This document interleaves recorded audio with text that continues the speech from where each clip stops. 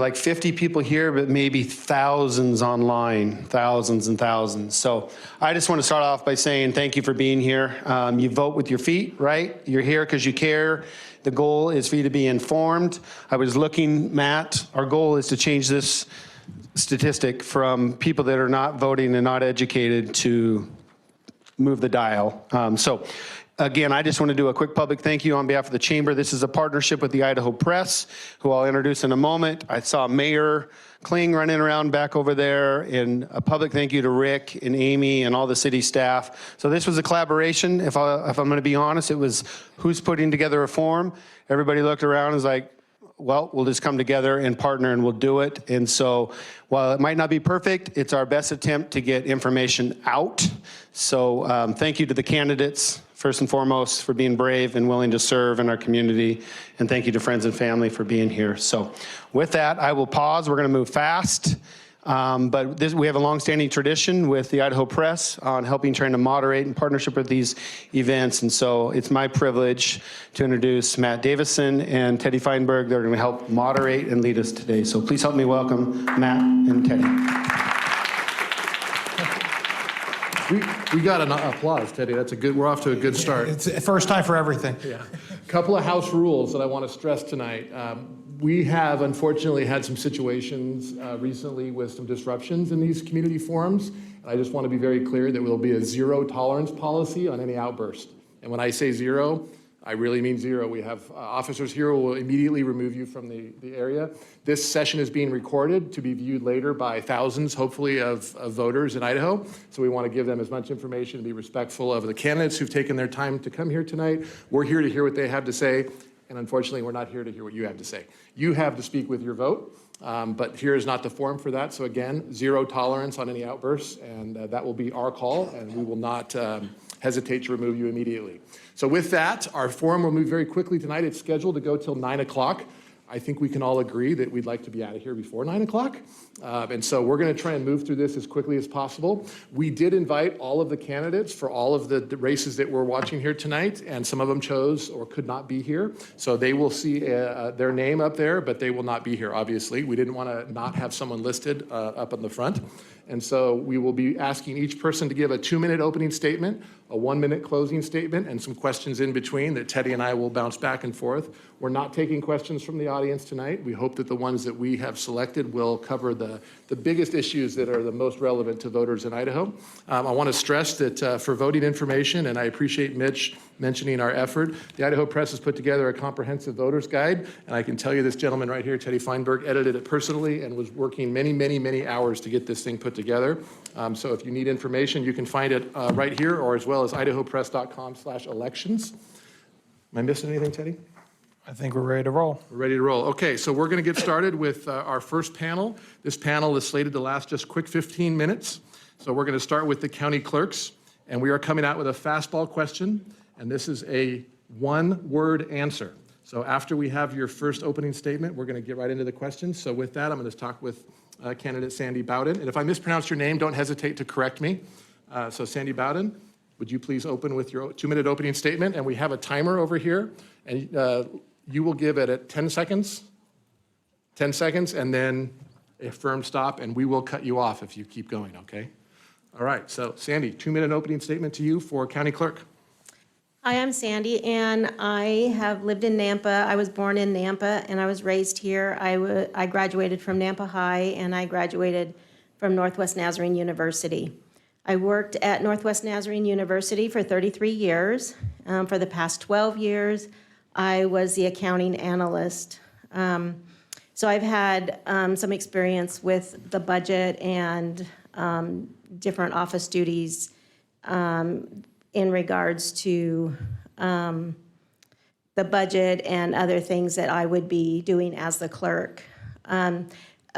The beginning of March, a friend said I should run for county clerk, and I was like, no, I don't want to do that. And then I prayed about it and felt like God wanted me to do that, and so that was why I decided to do that. And so this past month has been a great learning curve. I didn't know anything about the clerk's office, and so I have been researching and studying things online and learning all I could about what the clerk does and the responsibilities that I would have as the clerk.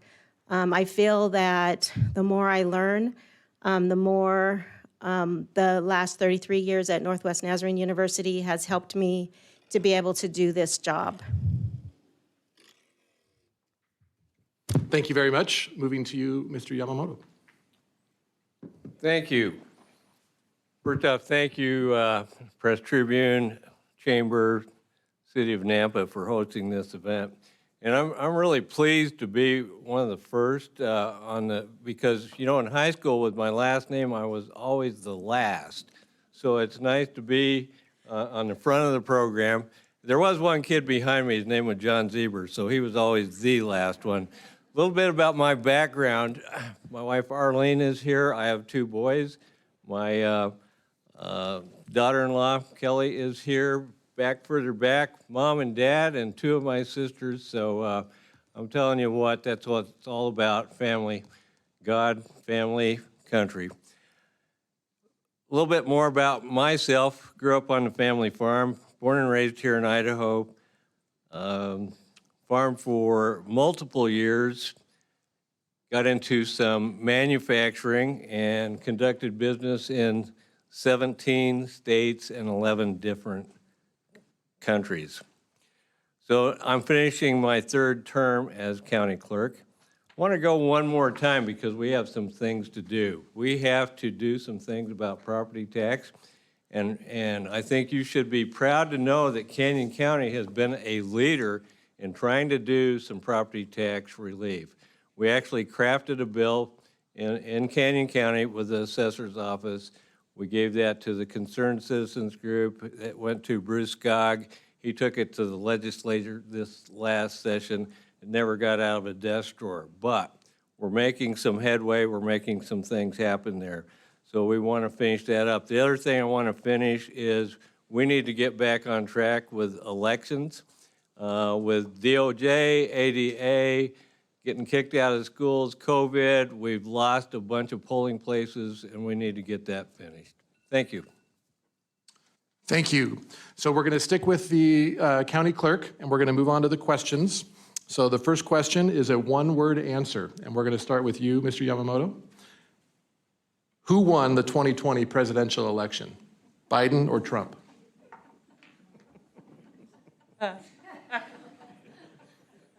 Trump. Not your turn. Trump. Thank you. Same to you, Ms. Bowden. Bowden. Bowden, thank you. Trump. Thank you. Teddy, you want to take the second question? Ms. Bowden, we'll start with you. Are Idaho elections safe? And if not, what will you do to ensure free and fair elections? I do not believe that the elections are safe. One thing that we need to do is clean up the voter rolls. Another thing I believe is to get rid of the voting machines. Voting machines are vulnerable, and they will always be vulnerable because they're a machine and anybody can hack it if they know how. So I would go back to paper. There's also, I think that if we do have drop boxes, they need to be on 24-hour surveillance. And I can't think of anything else right at the moment. On to you, Mr. Yamamoto. So in the state of Idaho, we have good laws. We have secure elections. Were there some issues in other states? In my view, absolutely there was. Some of it's already been proven. In Canyon County, we have no issues whatsoever. We have had various groups in, and I have been around to various groups speaking just lately about what we do to secure elections here. We don't have drop boxes. I can't secure those anywhere. We don't do that. The machines were not hooked to the internet. They have, we have 3 different sticks, fire sticks, and they are military grade, and we can't be hacked. So we're secure in Canyon County, I have no doubt. Thank you. Okay, we're moving on to question number 3. And we're gonna, let's see, we're starting with Mr. Yamamoto at this point. So the question is, what is the ultimate #1 responsibility of an elected county clerk, and how will you be successful in that area if elected? The problem with that question and that answer is the county clerk has multiple roles, and they're all just about equally as important. Clerk for the Board of County Commissioners, clerk of the district court, auditor, chief budget officer, chief elections officer, indigent welfare, interpreter services, recording and passports, and 130 employees. But if I was to put one thing, I'm going to have to go with two. Elections is the most important thing, and taking care of the taxpayer is right in there with it, and that's what we try to do on a daily basis. Thank you. Ms. Bowden. The most important responsibility is, for me, is that I serve the people. And I would serve the people through having secure elections. And if the people do not feel like an election was secure, I would do a forensic audit. And I also would listen to the people on what we need to do about tax relief and reducing the budget. All right, final question. Ms. Bowden, we'll start with you. Do you believe in support in the mission of the Idaho Freedom Foundation? Yes, I do. I believe that they're consistent in their ratings and that they have specific goals and ideas, and so therefore they rate everyone against those same specific items. Mr. Yamamoto, I'm sorry, could you repeat the question? do you support and believe in the mission of the Idaho Freedom Foundation? My answer earlier would have been yes. At this point, my answer is no, and I'll tell you why. You get a perfect score if you vote no on everything. Government cannot function if all you have is no votes. We have to build something, not tear something down. So at this point, my answer is no.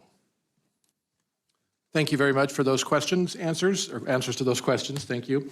We are now going to move to your 1-minute closing statement, and we'll start with you, Ms. Bowden. I just want to thank you all for coming out and to learn more about the election process. I am new to politics. I'm not a speech giver, and so this is all new to me. I know that my main responsibility is not getting up and giving speeches. I would have to meet with department heads and work with the employees, and that is what I think that I would be able to do well, because I feel that we need to make sure that the county employees are happy and satisfied with their jobs and are willing to stay long-term. We need them, and we do have good employees. So I just would thank you for your vote on May 17th. Mr. Yamamoto. All right, what have we done with property taxes in Canyon County? 2 years running, we burnt fund balance. In other words, instead of taking more taxes, we took fund balance down.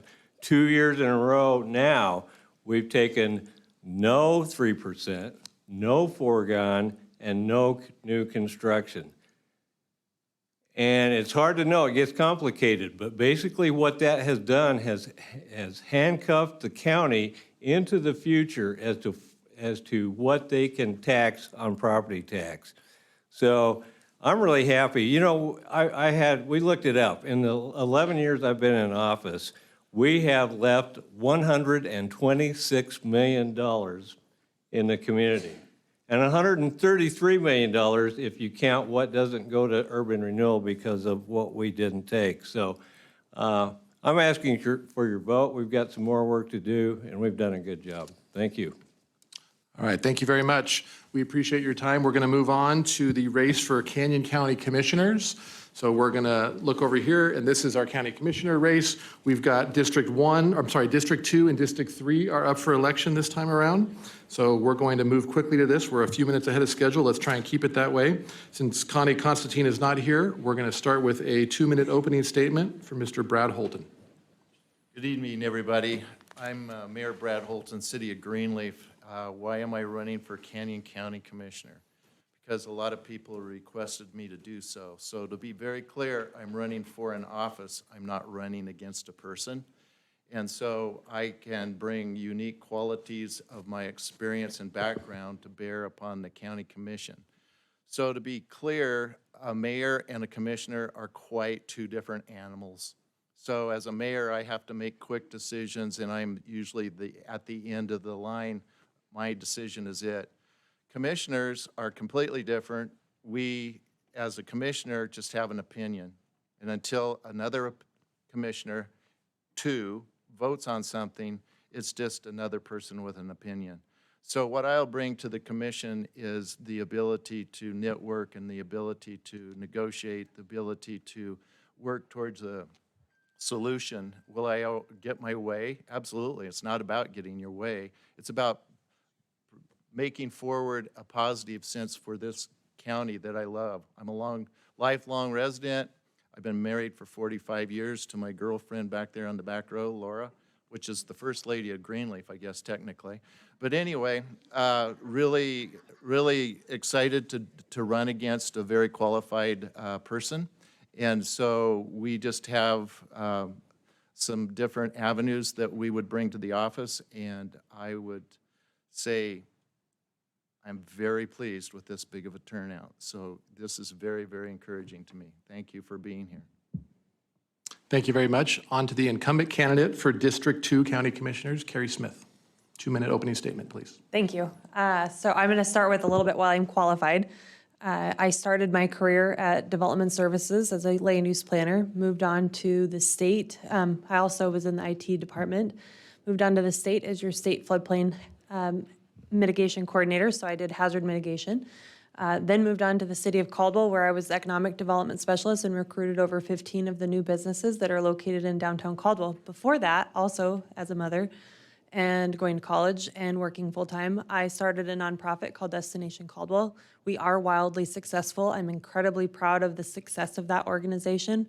We, along with the city of Caldwell, completely rebranded and created an incredible downtown. Through COVID, I was the main person that kept downtown Caldwell open. I supported our businesses. I took what was being considered as guidance from Southwest District Health and pushed every barrier I had and kept those businesses open. I've advocated for each person's right to choose to vaccinate, to mask, and that we're all essential and that we all needed to be open. So when I was elected as county commissioner, I worked to get the seat on Southwest District Health, and I removed those guidance items and I provided data. Data was important so that people could come to conclusions, again, supporting our free right for choices in our community. And then since I've been on the board, I've done some really cool things. One of them, I love the Lord. I'm passionate about serving the Lord. One of the greatest things that we did, we're in a drought right now. We knew that that was coming in last fall, so we started and we did a local day of prayer and fasting for drought relief. We funded a new Fair Expo building, which again is going to continue to provide economic commerce to our community. Brought the mayors together, doing a growing together kind of philosophy of talking about growth. And that's it. 2 minutes is so fast. All right, good job, Jill. Thank you for staying on time here. We're going to move on to the District 3. So, Mr. Zach Brooks, 2-minute opening statement, please. My name is Zach Brooks, and I am running for Canyon County Commissioner of District 3. I was born and raised here. I grew up in Meridian until I was 11 and then moved to Canyon County, so I've lived here for just over 30 years. I'm married for 16 years to my wife Tiffany, and together we have 6 kids, and we homeschool all of them together. I am running because, like Brad, I was asked to run in prior election years, I've run for the state senate. So I have a heart and a desire to serve my community and my state. At this time, if something doesn't drastically change at the county level, maybe even the state level of government, my own children will probably not be able to afford living here unless I win the lottery or do something drastically different with my livelihood and way of making an income. So those are the primary drivers that have made me decide to run for this office. I graduated from Lewis and Clark State College with a business of administration degree with an emphasis in accounting. I have run my own business. I have worked for people. I like to say I've signed both sides of the check. And so in doing so, I am familiar with, regulations, taxes that businesses have to pay. I am familiar with having to make a budget, keep a positive culture and environment for your employees that could go somewhere else and make more money, but because they like the job and they bring friends with them, they continue to stay in that particular position. So those are just a few of the things that I can bring to this position, and I look forward to doing so. Thank you. Thank you very much, Mr. Brooks. Mr. Holliday. Thank you very much for allowing us to be here tonight. My name is Victor Holliday. I'm kind of the lone wolf up here for one reason. I was not born in Idaho. I was born in Mississippi, raised there for 19 years. At 19, I served a mission for my church. And lo and behold, I came to Boise, Idaho on my mission. That's why I fell in love with Idaho. I went to Brigham Young University. I graduated there in 92. In 93, I started a job with the Boy Scouts of America. I worked for them for a little bit. And so in that time, I ran a budget for their summer day camp and also the scout camp up in McCall for those 2 years, and always stayed under budget. So I am familiar with budgets as well. I then left the Boy Scouts because of nonprofit and the money. They let me go. Then I went to work for SpecTech and Micron or MPC. And this is where I started my career as a PC technician, which I've been doing for the past 20 plus years. About 11 years there, they closed the door. I skipped over to the Canyon County. I've been working there for 14 years. I have been married to Linda Holliday, who's been working at the Nampa Rec Center for 20-something years, been married to them for Linda for 30 plus years, love her very much. We believe in our Savior, Jesus Christ, and pray daily. I believe in the freedoms that we have today and want to fight for them hand and foot. I am a boots on the ground type individual. I have worked with many EOs and district directors at the county. I know them very well, and they will tell you that I work hard to make sure that we are continue to work hard for the people, and I want to serve this county with all my heart. Thank you very much.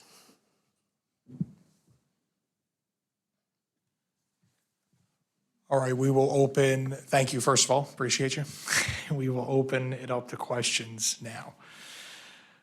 Question number one, in your opinion, what is the number one challenge facing Canyon County today, and what will you do to fix it? And Mr. Holton, we will start with you. We will move from my left to right. So Mr. Holton, you're up first. Thank you. That's a good question. So currently for our residential properties, the taxes is the big issue. And really it's a tax shift. It was inadvertently made in 2016 at the legislature. They took away the indexing. Who was to know this kind of growth was going to happen this many years from then? But what we have and what we see is, as an example, if there's a saying that's true, if all of the city's budgets were frozen at 2017, today in 2021, all of those properties would still be paying more taxes if those cities' budgets were frozen. Why? Because of the transfer of the value. So commercial, as an example, Walmarts are not being bought and sold, but property are. The residential for 2016 is at $423,000 is the average starter home. And so that value is getting transferred from out of the industrial into the residential. Big problem that we have to solve. How much time do we have? 1 minute.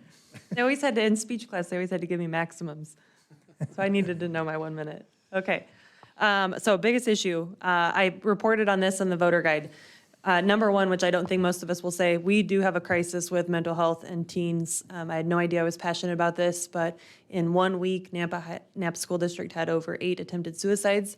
We need a teen crisis center and an assessment center. We need to help our youth.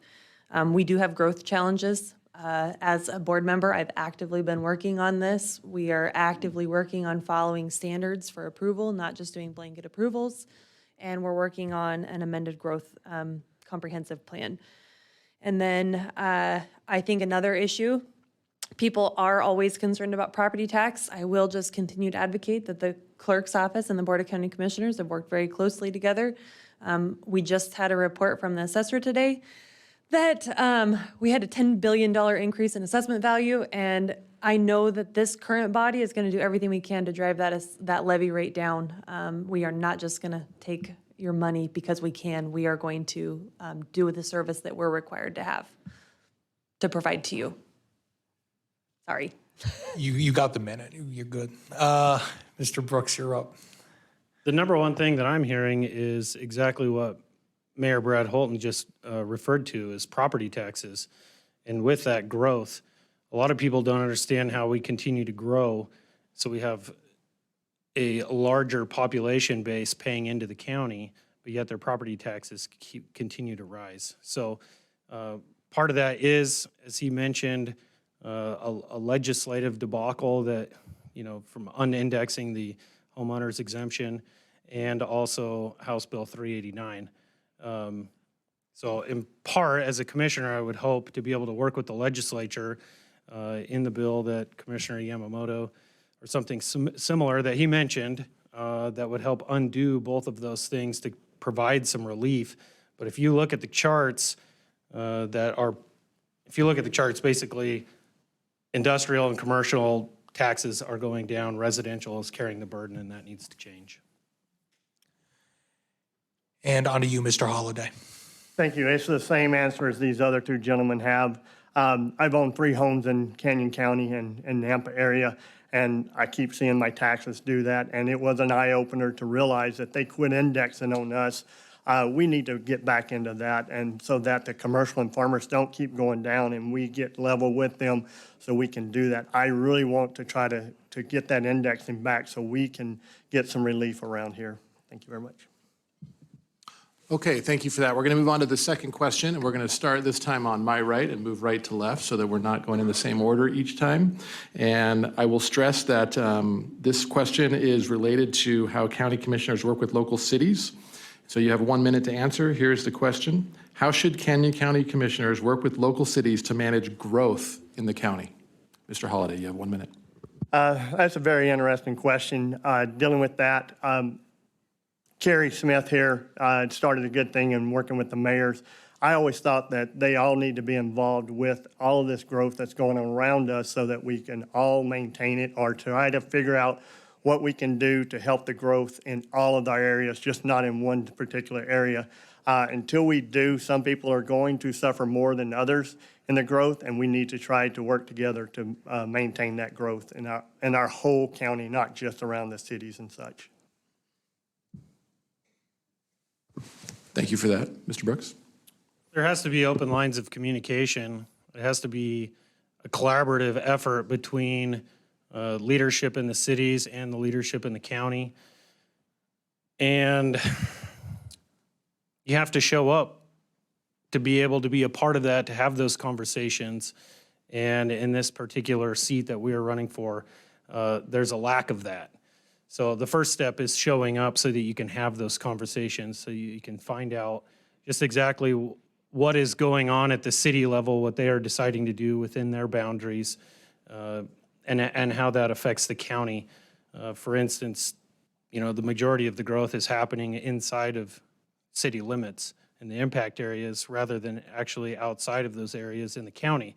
So it's very imperative that county commissioners be involved with the cities when it comes to growth. Thank you for that. Commissioner Smith? Yes, so I love this question because I'm a doer, so I'm not going to tell you what I would do, I will tell you what I did do, and that was what Victor said. When I took office, I got support from my fellow commissioners. We started like kind of a lunch meeting where we invited all the mayors. Today was one of those days. We had record attendance. We had 8 of our mayors come. So that, I think, is a testament to the quality of the meeting. We're having true conversations about managing our growth. The jail, my dad was the former sheriff. We have a problem. Our jails are full. That's a conversation that we need to solve as a community. And so we're having those hard conversations together. That's really important. And showing up, like Zach said, hearing from our mayors what they need and then supporting those efforts wherever we can, hearing from them and helping them. And that's what I do. Thank you, Mr. Holton. So I'm the president of the Treasure Valley Partnership, which is all of the mayors and all of the commissioners in Ada, Canyon. There's some in Elmore and Owyhee. And so the coordination with other public entities is a must. And so as a commissioner, it's true that the growth is 95%, and I don't know that that's an exaggeration, in the city limits, and 5% of the growth currently is in the county. So the county and the cities need to really coordinate together. And why do you have growth like that? Is because with all of the regulations now, they really need to be connected into public utilities. And if you just had spot isolated developments out in the county, where is their water, where is their sewer? And eventually, we're going to run out of good quality water. And so how we grow is going to be very important for our future. Thank you very much. Question 3. Recently, there was an ugly disagreement between a commissioner and several elected Canyon County officials. Do you agree or disagree on how that situation was handled and why? And Ms. Smith, we will start with you on this one. We're going to go Ms. Smith, Mr. Holton, Mr. Brooks, Mr. Holliday. So Ms. Smith, you're up first. So that's a politically charged question, and it does exist. I will stand by that we cannot share the personnel problems that existed with Commissioner Van Beek. And you had 8 elected officials that signed a letter, and we knew that there was a pending election. We knew that it could be political nightmare. We cannot share the personnel issues. And so I would encourage you to think that there was elected officials that put their neck on the line to say that there was a problem. We asked in quiet without it going public. I'm not sure who released it, to give her grace. And I wish that our prosecuting attorney and our sheriff would do more that they said that they would do.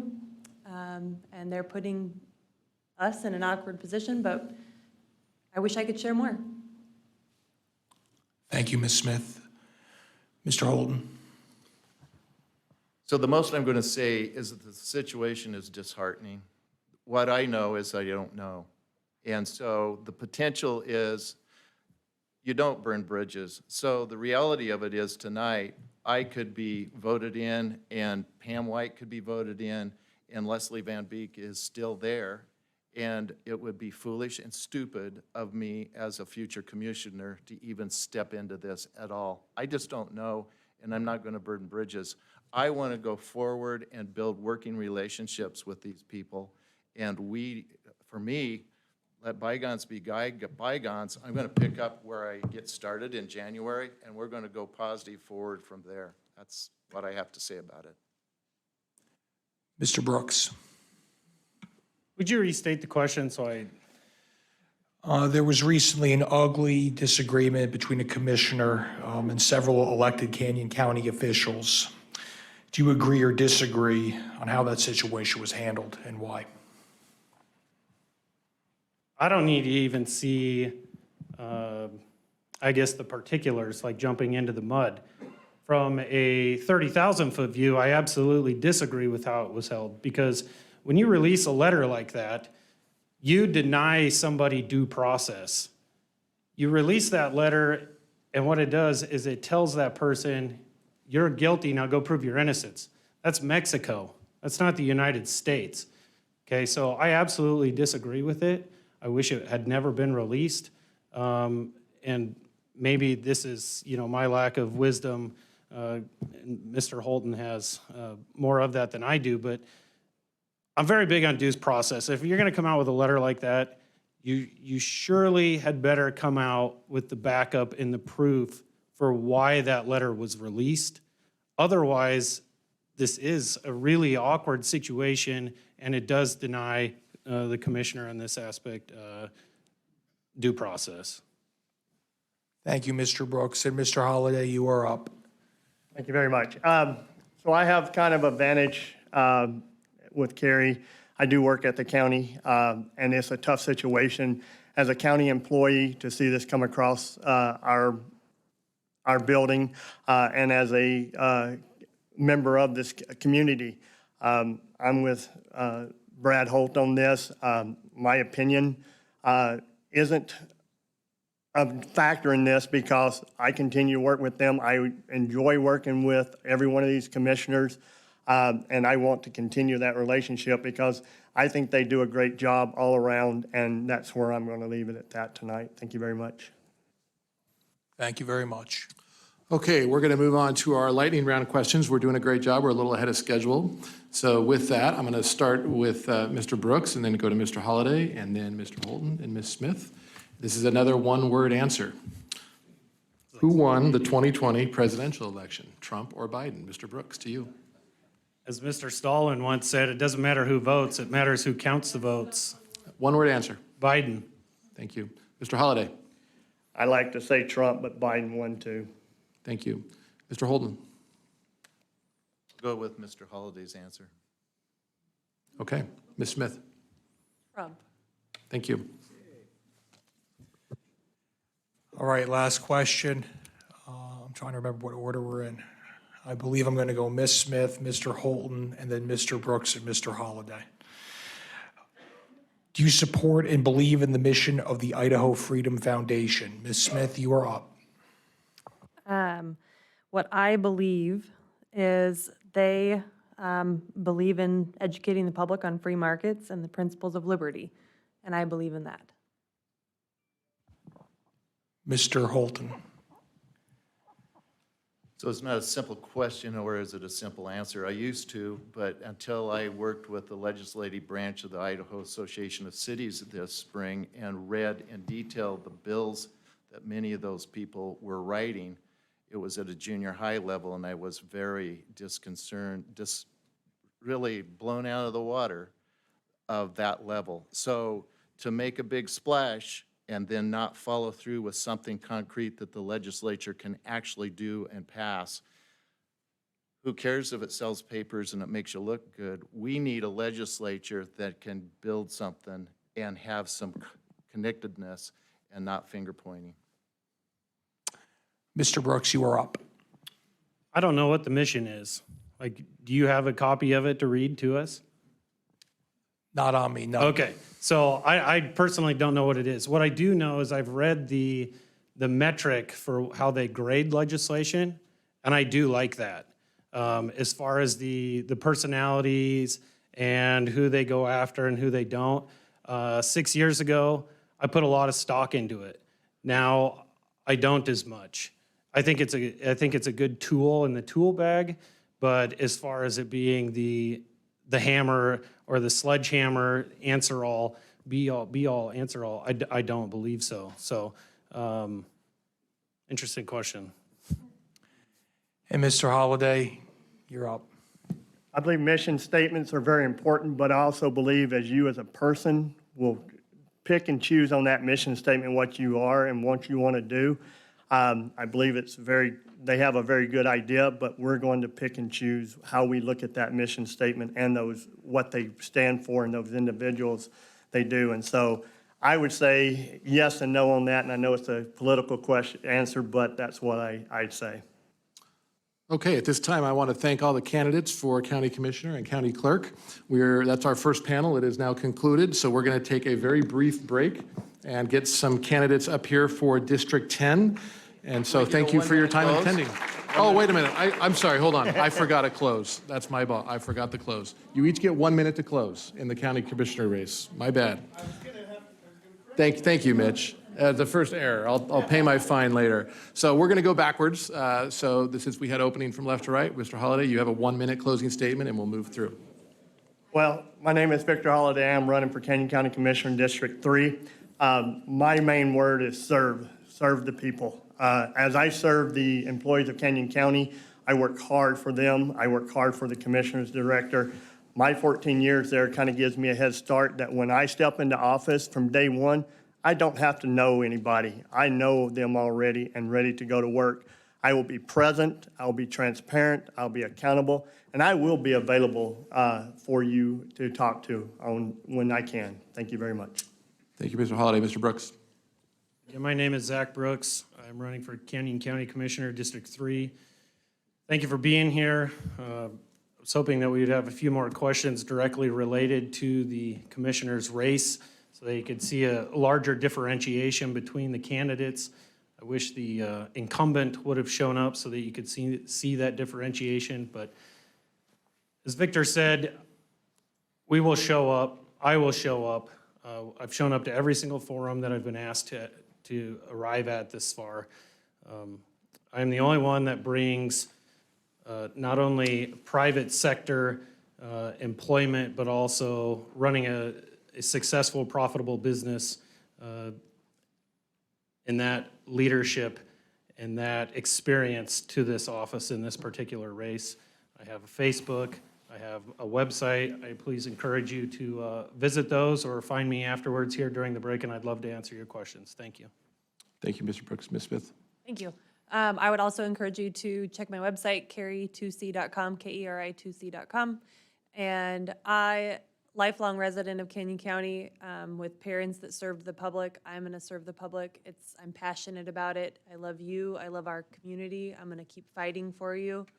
I'm going to do things that you might question, like the Commissioner Van Beek issue, because I love our community and I am going to do hard things even when there was a time on the health board to increase the amount of freedoms that you had and fight for our rights. I'm going to do hard things for you. I have a history of it. Hard things like revitalizing downtown Caldwell when even my dad said, don't waste your time. He meant it with love, but you tell me no, and I'm going to figure out a way for you because it means something to you and it means something to me. And I'll just keep fighting for you because I love you. I truly do. Mr. Holton? Well, thank you for being here tonight. So I'm probably the longest term political elected official in the room at 27 years. And I have a lot of ground that I've traveled. And I would like to bring that to bear on the county commissioner's position. I know I can make a difference. I love this county. I've been in business for 45 years. I've been on nonprofit boards for 30. And I've been elected 7 times as mayor. And you don't do that in a small town because your word isn't any good. So if I give you what I'm going to tell you I'm going to do, I'm going to follow through on that. And what I'm going to tell you I'm going to do as a commissioner, I'm going to collaborate with my other 2 commissioners. We're not going to agree all the time, but we are going to work for the best solution for the county. Whether it's what I like or not, it's what's going to be best for the county. Wonderful. Thank you for that. Let's give our candidates a round of applause and move on to District 10. Thank you.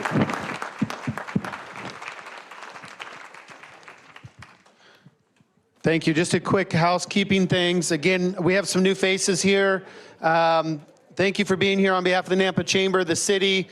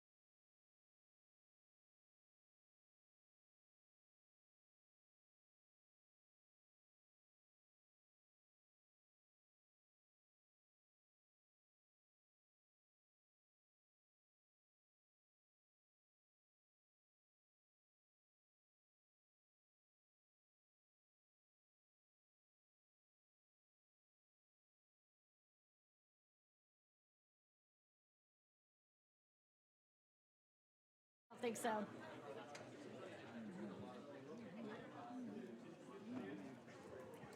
Jay Snyder, have him take a seat, please.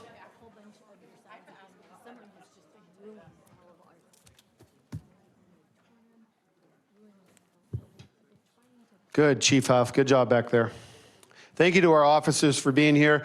We have some people that came in since we got started at the beginning, so sorry to repeat, but Mitch from the Chamber, this is partnership with the City of Nampa, the Chamber, and Idaho Press. Restrooms are around the corner. I was asked that. There is open seating out in the lobby for some extra seating. And then again, all the candidates have their materials out front. So if you want more information after they're done speaking, please go get that. And then Amy just gave us an update. I think there's about 100 people listening and watching online right now. So that's way cool. So the goal of this is to become more informed so we're educated voters. So enough from me. With that, introduce our moderators today. So Matt and Teddy from the Idaho Press. Matt, take it away. Thank you, Mitch. I appreciate that. And I just wanted to thank the city again one more time for putting this great forum on. It's amazing how much work they pulled all this together with all the technology and the recording. So certainly appreciate that, Mayor Kling and your staff. I just want to remind everyone that we do have a no tolerance policy for comments from the gallery. We're here to listen and learn from those candidates running for office. And I'll just state again that we want to hear from them and not from you. So please refrain from any outbursts or any conversation, and let's be respectful of the time. We're going to use a very similar format to our last round. Each candidate will have a 2-minute opening statement, followed by a series of questions with a 1-minute close that I won't forget this time. We've got District 10 represented here, and on the left side of your panel is your candidates for Senate. And then we have House Seat A in the middle and B on the right. So that is going to be the rotation. We're going to go left to right with our opening statements. Did I forget anything? No, you're on target. We're good? Okay. All right, so with that 2-minute opening statement, please refer to Jill from the Chamber. She will give you a heads up if you're over time. She'll give you a 10-second warning and a hard stop, and we will cut you off if you keep talking. So just keep that in mind. So with that, let's get started with opening statements from Mr. Brock.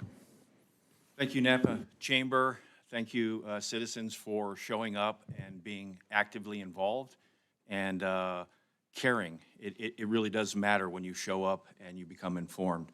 My name is Scott Brock. I'm an Idaho native, originally from Emmett. I left, did some military work, spent some time traveling around the world, and during my retirement years, I decided to move back to Idaho. I brought with me a wife that I've been with for 18 years, who I love dearly, and I can tell you that during this election process, I finally found my real battle buddy. So she's been there for me the whole time. We have 2 kids. One is a sophomore in high school at Middleton High School. The other one is a junior, I believe, at the University of Kentucky. She is an academic standout from Middleton High School and received a full-ride academic scholarship to UK, and she's doing fantabulous.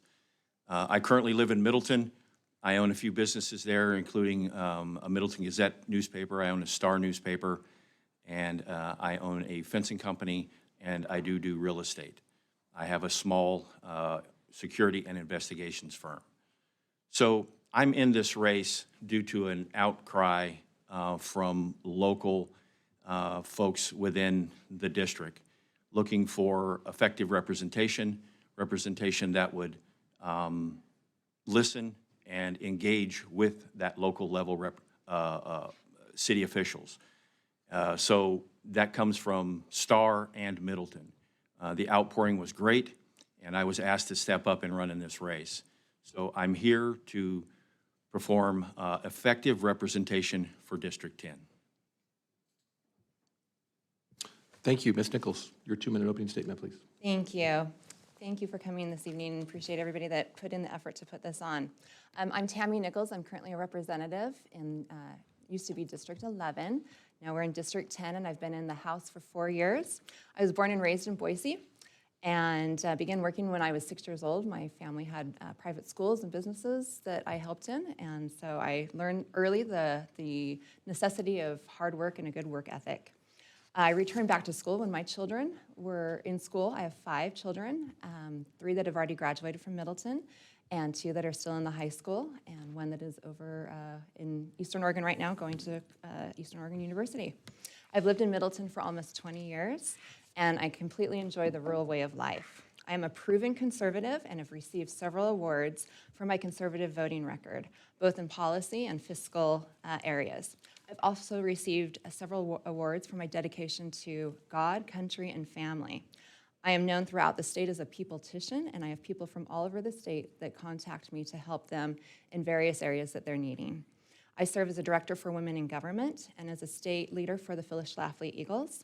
And I also work as a governmental consultant for several local and national organizations and several media outlets, including the Epic Times. I believe that people need to be part of the governmental process and that government is there first and foremost to protect the rights of the individual and to uphold the Constitution. I uphold my oath of office and am here to lobby for the people that cannot afford a lobbyist. I want to continue to serve and to be a voice for those that are in our state, a voice that cares, a voice that matters, and a voice that stands for liberty, freedom, and truth. Changes are needed in the Idaho Senate. I bring knowledge, experience, and the ability to lead the Senate in a positive direction for the people of Idaho. Thank you. Thank you, Ms. Nichols. On to District 10, House Seat A. Rachel Hazelip is not able to attend tonight, so Mr. Moyle, you have a 2-minute opening statement. Thank you very much. My name is Mike Moyle, and I want to thank the Chamber and the City of Nampa for putting this on. I would be remiss if I didn't introduce you to my beautiful wife, Janet, in the back. She's the boss, so if you ever want to know who the boss is in our home, that's Janet. We have 5 children and 8 grandchildren. We have a 9th grandchild coming in September, and my daughter does not appreciate any of the boy names I've presented to her, so hopefully we can find one we can agree on, but I don't know that she's going to give me much say. I farm for a living. I farm from north of Nampa on Midland up through to Middleton, across Middleton to Star and Eagle. We also have a farm in eastern Idaho and another farm in northern Idaho. We raise crops from mint to timber, from cattle to grain, wheat, and a lot of corn. Very blessed. We also have some storage units and some other business that we're involved in. Currently serve on the Middleton Water Irrigation Company. In the past, I've served on the Far West Spearmint Committee, and I've also served as a fire commissioner. Those of you that know me know that my big forte is taxes. I think that Idaho taxes are too high. If you've watched what I've done, you know that I've provided more tax relief than anybody in Idaho history that's been a legislator. And if you watch what I do, I think that I have proven that I have the ability to bring people together and find solutions to problems. And if people will reelect me, I can assure you that I can help bring solutions to the problems such as property taxes, our schools, the growth, and the water issue to the valley. With that, I hope that you can support me, Mike Moyle. Thank you. Thank you, Mr. Moyle. On to House Seat B. We'll start with you, Ms. Furner. Thank you. I also want to thank everyone for being here. It's amazing to see the groups that just get larger and larger and larger as we continue to speak at these arrangements. And thank you for the support to even have us talk. My name is Beverlee Furner. I am running for District 10, House Seat B. I am not a lifelong politician. I actually have been on the City Council in Middleton. I was on there for 6 years. That kind of created this bug of, interest into politics. Because if you would have told me 15 years ago I'd be even looking at this role, I would have said how silly you are, because that wasn't my life. But I've really fallen in love with the political possibilities. Campaigning's not that fun, sorry, but being able to be there and do other things is, and definitely a compassion for me. I'm in healthcare for 40-something years, and I do things just a little differently than politicians. I think we need to work on mental health. We need to do something for our suicide rate in this state. It makes me crazy that we have a high suicide rate in this state where we should not have.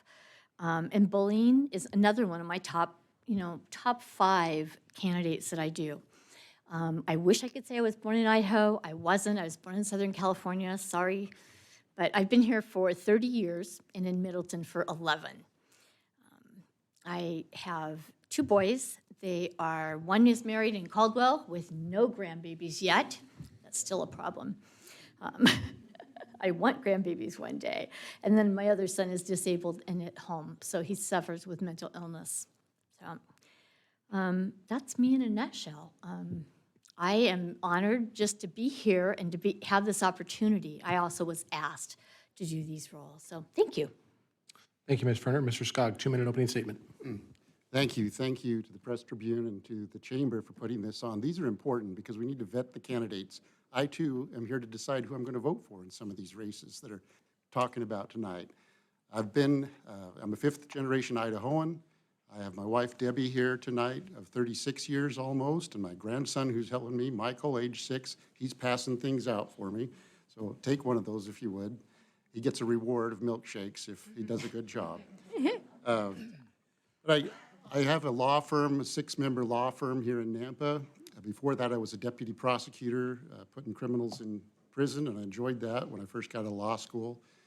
And I have a small land company for investments on land, and that my wife and I have done together for many years also. And Nampa's been a great place for me to live in Canyon County. I couldn't imagine living anywhere else. I don't want to be anywhere else, except in the winter sometimes, maybe someplace warm. But, I served in this very seat for 6 years. 4 of those years I was president of this council, and 4 of those years we were the best-run city fiscally in the nation according to Wallet Hub, and that's continued on with this good council and mayor in Nampa. They're doing a good job here. Then I decided I was going to retire and hang out with the grandkids as I started having the grandkids. We have 6 and 1 on the way. Well, a month later, I was asked to run for office.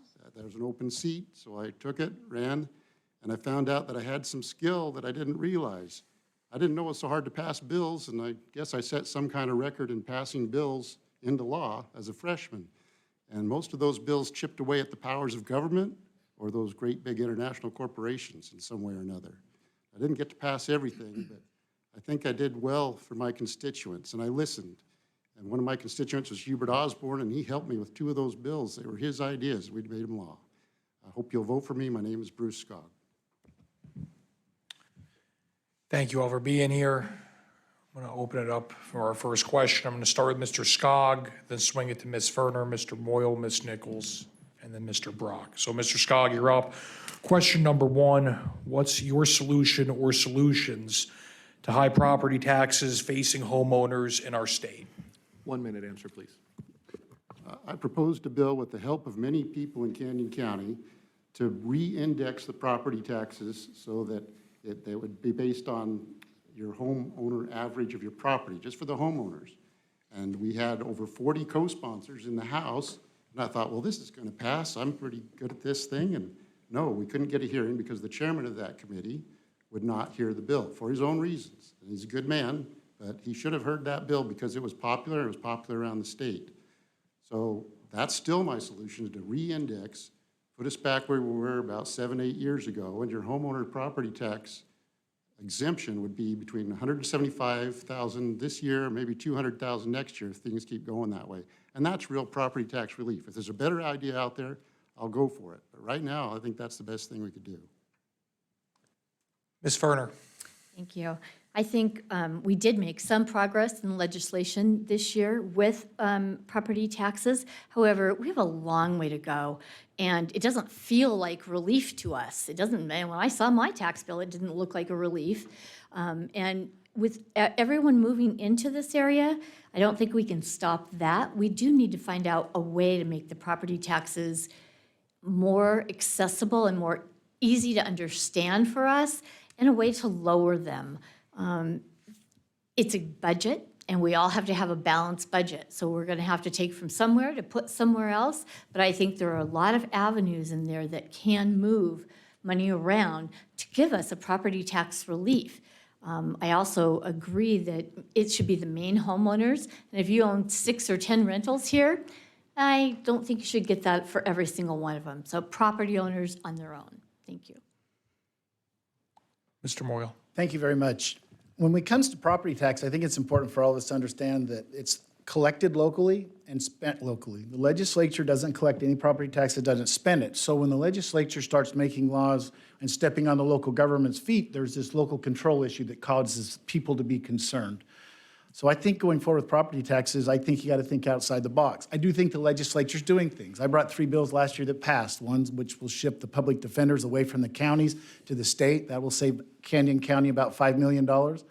One that prevents people from having more than one homeowner's exemption. We have people with multiple homeowners exemptions, which raises your taxes. And one that allows the cities, if they choose to provide property tax relief. They didn't have that ability before. Going forward, though, if you saw what happened at the end of the session, we brought in the cities and counties trying to think outside the box to find something that's bigger and gets more done. And I think that if I'm reelected, you will see us continue to have those discussions as we try to find something that answers the question in a big way instead of the little nips around the edges that we've been doing. Ms. Nichols? Thank you. I serve on the Rev and Tax Committee, and I've been on there for 4 years, and we have seen some good things that have come about, but I think that there's a lot more we can do. I was one of the co-sponsors on Representative Skaug's bill, and it was brought to us by our constituents. So we were listening to our constituents and their desires and needs that they had in regards to property taxes. And I have encouraged Representative Skaug to please bring that bill back because I think it's a good solution that will give some immediate relief to taxpayers. There are other areas that we can also look at. So budgets do drive taxes. I think we need all parties at the table on both the city, the county, and the state level. I think if we can coordinate that effort together, that we can come back with some better solutions for everyone that's involved. Impact fees are also something that a lot of people have interest in, and that is something that can be utilized. Currently on the code, we do have the ability to implement those impact fees. They just have to be done according to Idaho law. So I think we have a lot of areas that we can cover, and we can be able to do it. Mr. Brock? Thank you, I appreciate it. So property tax has been something that I've been working on for about 4 years. I've had more or less the same plan on my website for 4 years. Number one includes impact fees for schools. If we can get impact fees for schools, we can, potentially in certain areas, do as much as a 30% reduction in our individual property tax. So that will take away the bonding need that comes to residents. Number two is an overhaul of the circuit breaker, and not just, as Mike said, trimming around the corners. Where we're at now with inflation and property values, the scale is wrong. We're at 31,000-ish is the top rate. That needs to be somewhere around the $50,000 mark, somewhere in the 50s. So circuit breaker needs a complete overhaul based on inflation. We're going to freeze the assessments of anyone over the age of 65. I think that will help our elderly, and I think it's a positive step forward. I'm also going to create a sliding scale for veterans on their property tax. Thank you very much.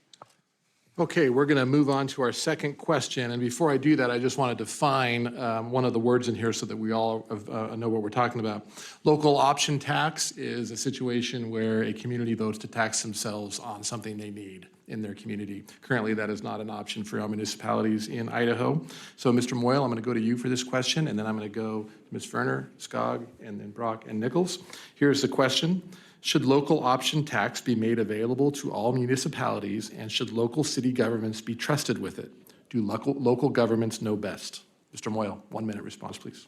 Good question. I'm not a fan of local option taxes, and let me tell you why. All it is a new tax. It's increasing your sales tax. I think that we need to live within our means. In Idaho, we're one of the higher taxed states in the nation, and I'm concerned if we add another tax on top of that, it will cause us some issues. So I'm not a big fan of local option taxes. I think there are other revenues we can do to provide our locals more revenue, including higher impact fees, for example, and things down that road where we help push the cost of the growth onto those new people moving here and not tax the existing citizens here. You also, when you have a local option tax, you have a problem. So say Middleton has it and Star doesn't. You're going to see people change their spending habits and go to the place that doesn't have it. And I don't think we want to do that either. You disincentivize businesses. You put those businesses that are stuck under that new tax at a disadvantage to those surrounding them. So I'm not a big fan of local option sales tax. Thank you, Mr. Moyle. Ms. Furner.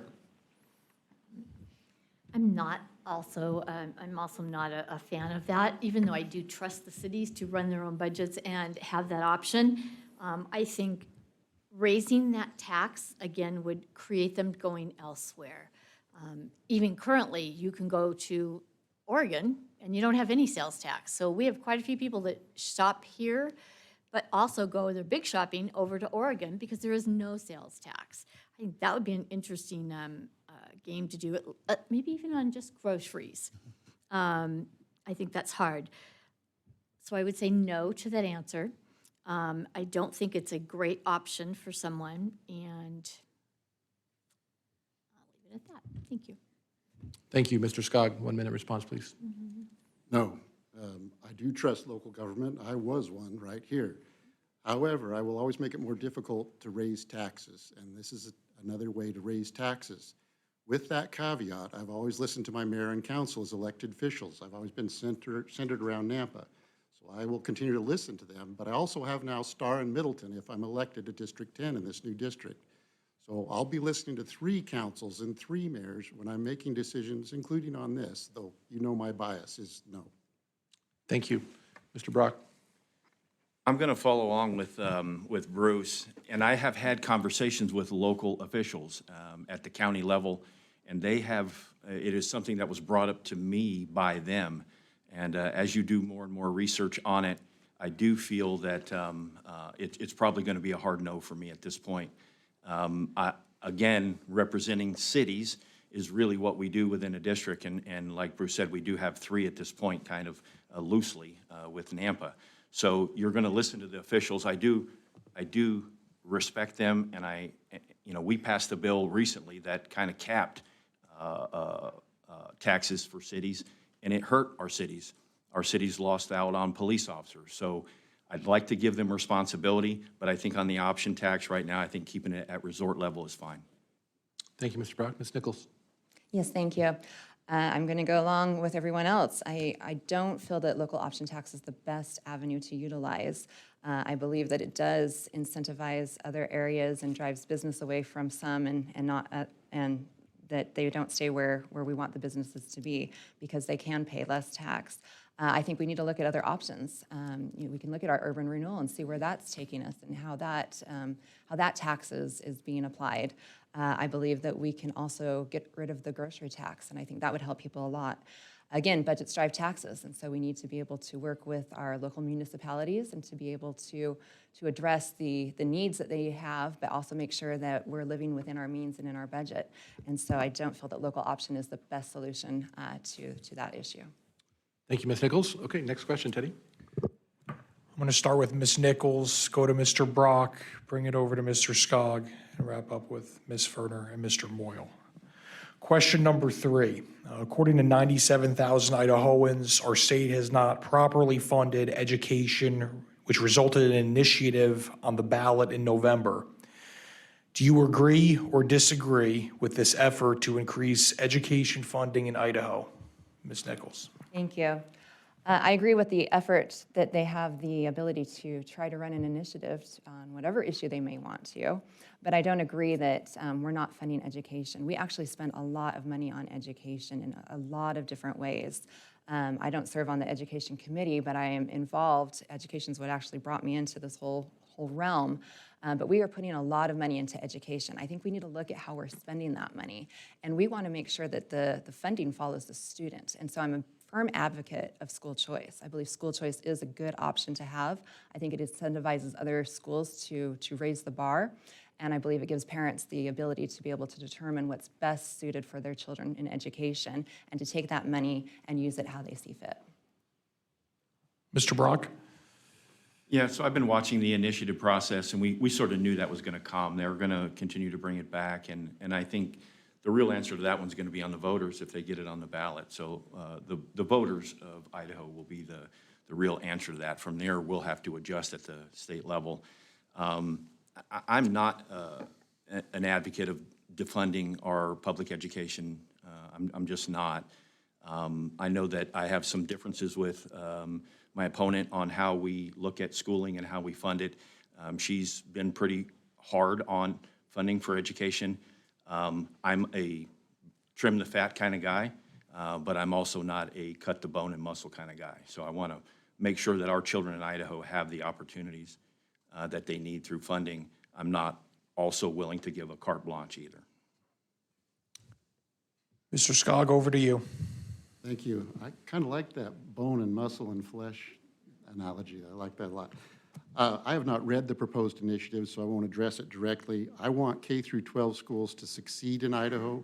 We have been funding them additionally each year as a state, but then I look at this, it says we're 49th or 50th in the funding per pupil, and I can't remember the number.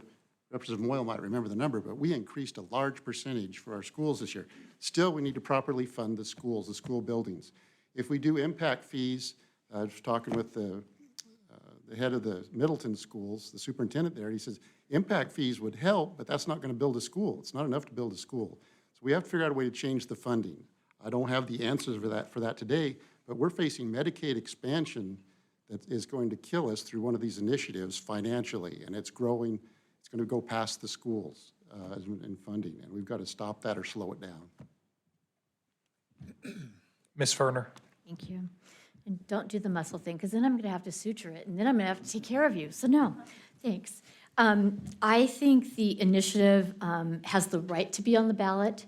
I think our voters have the right to discuss what they want to discuss when they need to. I don't think that we should say, oh no, we don't want to talk about that. Education is our future, and because those are the kids that are going to be taking care of you and I sooner than not. I think that, I just lost my thought, I apologize. I think we do need to look at how that budget is created. Schools did get a lot of money if you look at just the money.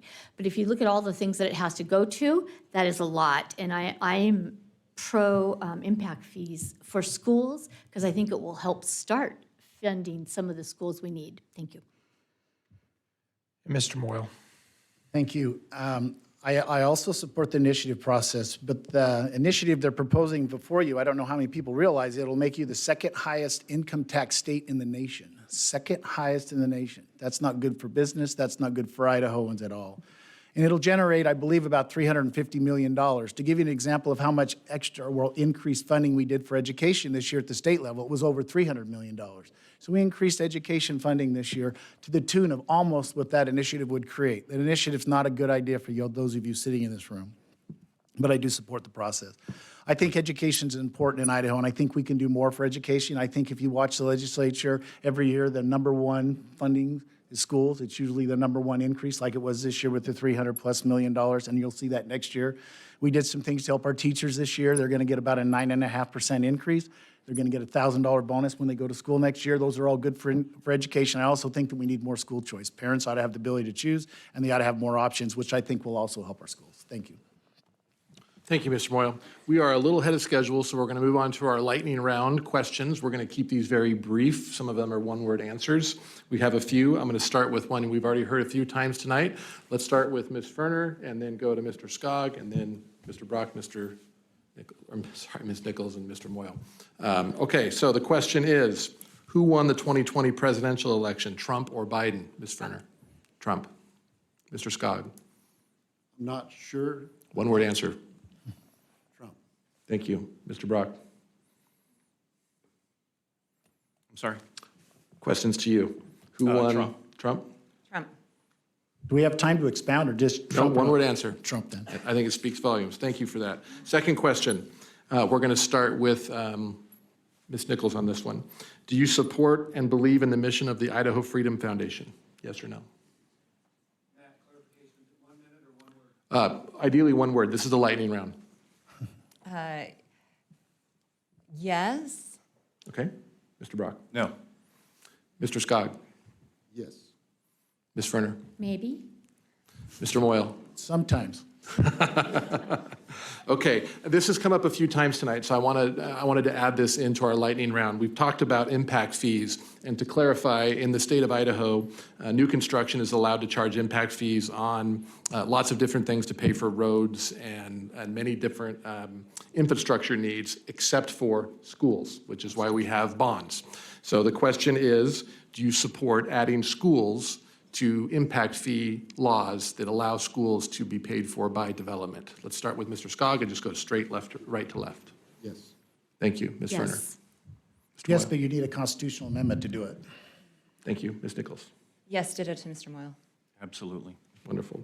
Okay, this question has not come up tonight, but I think it's one that many have asked about and are curious. We're going to start this time with Mr. Brock and move from left to right. And I'll let you expand on this briefly. Try and keep your answer to maybe 30 seconds or less. Is critical race theory being taught in Idaho? So I've been in 3 schools, and I've met with 3 different superintendents, and I've asked for curriculum in 3 different schools, And so far, the evidence and facts that have been presented to me has been zero. I have not been to every school. But the 3 that I've been in, the 3 superintendents I've met with, the 3 curriculums that I've pulled, I have not found it. Ms. Nichols? Critical race theory is being taught. It is not in every school or every district, and it's not in a just a curriculum called critical race theory, but it's being taught in different avenues. I've had many parents that have given me information. I've experienced that with my own children, and so it is being taught, just not in the way that everybody thinks it is. Thank you. Mr. Moyle? I haven't seen it in the grade schools so much. I've heard stories, haven't been able to prove it, but more so in the colleges. Some of the university classes, when you look at some of those curriculum, I have students that come up to me to stuff, and I think maybe in the universities, but I don't know them for sure. Thank you. Ms. Furner? I agree. The education in the elementary school and middle school, I have not seen that. However, in colleges, I have seen. Thank you. Mr. Skaug? Again, Middleton superintendent says if we taught that in my school, I'd pull my kids out. So I think in K through 12, it's happening on rare occasions, but not much. I'm more concerned about the Hate America crowd and the Hate Our History crowd, whatever you want to call that. And that is out there, specifically in our universities. I have my own daughter that went through it, and other people that have gone through it. The tunnel of oppression they had to walk through at the BSU when Trump won the race with people screaming F words at my daughter. Now, that's not right. I'm not paying for that kind of garbage. So you'll see me vote no on the university budgets until they change the attitude towards our American history. Thank you, Mr. Scott. We're going to move on to closing statements. So you have a 1-minute close here. We're going to wrap this up a little bit early for District 10. I'm going to start with Mr. Skaug since we went that other way before. So we're going to move from right to left with 1-minute close. Mr. Skaug, your turn. Thank you, and thank you for being so efficient on the time. The best predictor of future behavior is past behavior. So you'll hear different politicians as we go around going to say, I'm going to do this, going to do that. Well, what have they done? What have they done in their community? What have they done in the legislature if they're serving there? So I hope I've been good enough to be reelected by all of you. Respectfully, I ask for your vote. I've been in the fight on many issues that showed up in your paper. And that wasn't my intention to be in the paper, but it just happened because I didn't shy away from those thorny issues that my constituents wanted confronted. So again, thank you for voting for me last time. I hope you'll vote for me again. And to my friends in the blue, I always back the blue. Thank you, Mr. Skaug. Ms. Furner? Thank you. And again, thank you for being here and staying and listening and participating in our lives as well. I am a nurse practitioner. I am a healthcare provider. I have different menus maybe or venues of looking at mental health issues, suicide rates, and decreasing the bullying that is in our schools currently. I was asked by one of the educational groups about what's the worst thing about our high schools now? 9 of my friends who teach in the high schools in this county said bullying. 9 out of 10 are concerned about that first. That's not an okay answer. So yes, we have property taxes, yes, we have education, yes, we have roads, we have infrastructures, tons of other things, but I'd like the opportunity to bring in healthcare and healthy people into Idaho and District 10 candidate. Thank you. Representative Moyle. Thank you. I'm going to make it clear that I love Idaho. We have a lot of growth here because Idaho has something that everybody wants. And I want to keep it the way it is. I don't want to change it. And I think I've proven through the years that I can do that.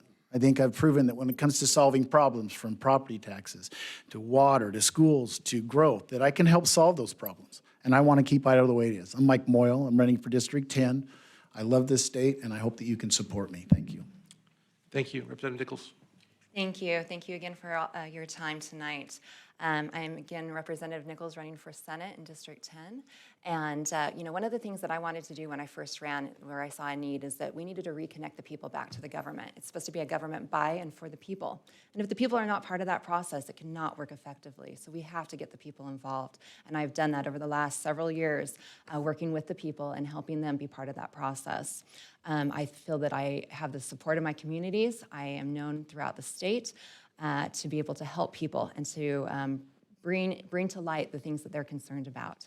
And so I will continue to do that. We have a lot of need in the Senate. We need to be more transparent, and we need to be able to keep accountability and transparency at the forefront in all that we do. And so you can go and visit and see more about me at nicholsforidaho.com. And I again am Tammy Nichols, and I'm asking for your vote May 17th. Thank you, Mr. Brock. Thank you, Nampa Chamber. First off, I'd like to say that I love the United States of America. I love Idaho. I love my community, and I love my district. And I show it with actions every single day. I'm not a special interest person. They have no bearing in my life whatsoever. I support my law enforcement 100%. I always will. My name is Scott Brock. I'm running for Senate for District 10. All right, thank you, all of the candidates. This is the panel for District 10 for Senate House Seat A and House Seat B. We are going to take a very brief break and move on to District 12. So that concludes this session. Let's give our candidates a round of applause. Thank you.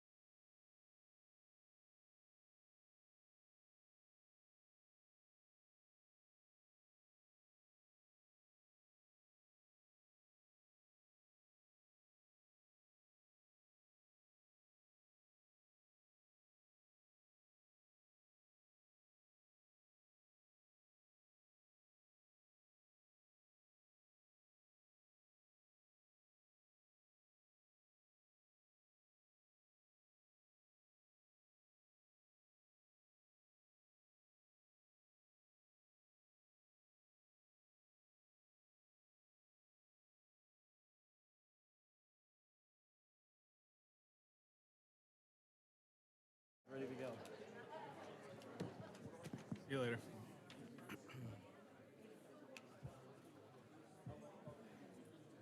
Lucky. I'll just pass it through. I feel like I went to the prom with no date. Okay, we're going to keep you on track. I do see just a couple familiar faces that walked in after the fact. Again, Mitch with the Nampa Chamber, thank you for being here. This is a partnership with the city. Thank you to the mayor. Thank you to Rick and Amy for all the hard work on this. And then our friends at the Idaho Press, Matt, thank you for everything you've done. Matt's going to be our moderator, and I'll just turn it over to Matt. Thank you to our candidates. Matt, take it away. Thank you, Mitch. Once again, just remind everybody that we have a zero tolerance for comments from the audience tonight, so please be respectful of the candidates. We have a very good slate of folks here today for District 12. So we have on our left side, we have the candidates running for Senate, and then we have in the middle, we have House Seat A, and then B, and Jana Warner was unable to attend tonight. So Teddy, I'm going to turn it over to you. Thanks, everyone, for being here. We're going to start out with a 2-minute opening statement from each of you. We're tight on time, so we're holding you to it. So keep it at 2 minutes. We're going to start with Mr. Adams. We're going to move from my left to right. So Mr. Adams, then to Mr. Netzley, and so forth. If we mispronounce your names, please inform us. Thank you. Mr. Adams, we'll start with you. All right, thank you. My name is Ben Adams. I currently am a representative from Nampa for the District 13. I got shifted out into District 12, but it's same people, same town. I was raised on the mission field in Ukraine for a large part of my childhood, and when we came back, my family moved to Emmett, where my dad pastored, and I went through my high school years. After that, I joined the Marine Corps and married my wife, Rebecca, and did 2 combat tours in Afghanistan. Came back, and as soon as I got out of the Corps, I said, I'm going back to Idaho. So I came straight back here. Me and my wife are blessed to have 2 children, an 8-year-old boy and a 18-month-old daughter. I've advocated for veterans a lot. That's kind of where my heart is. However, I ran in 2020 because I felt like things were getting a little crazy, and lo and behold, COVID hit right in the middle.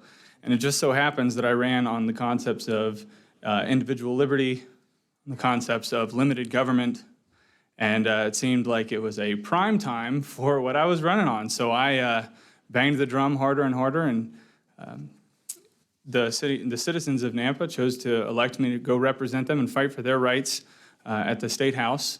And over the last 2 years, I have done that outspokenly. So something that was very important to me, I pledged not to raise your taxes, and I did not. I voted against every attempt to raise your taxes. I voted to cut your taxes, in fact. And those are big priorities, so going into the Senate, I'll continue those. Good. Mr. Netzley.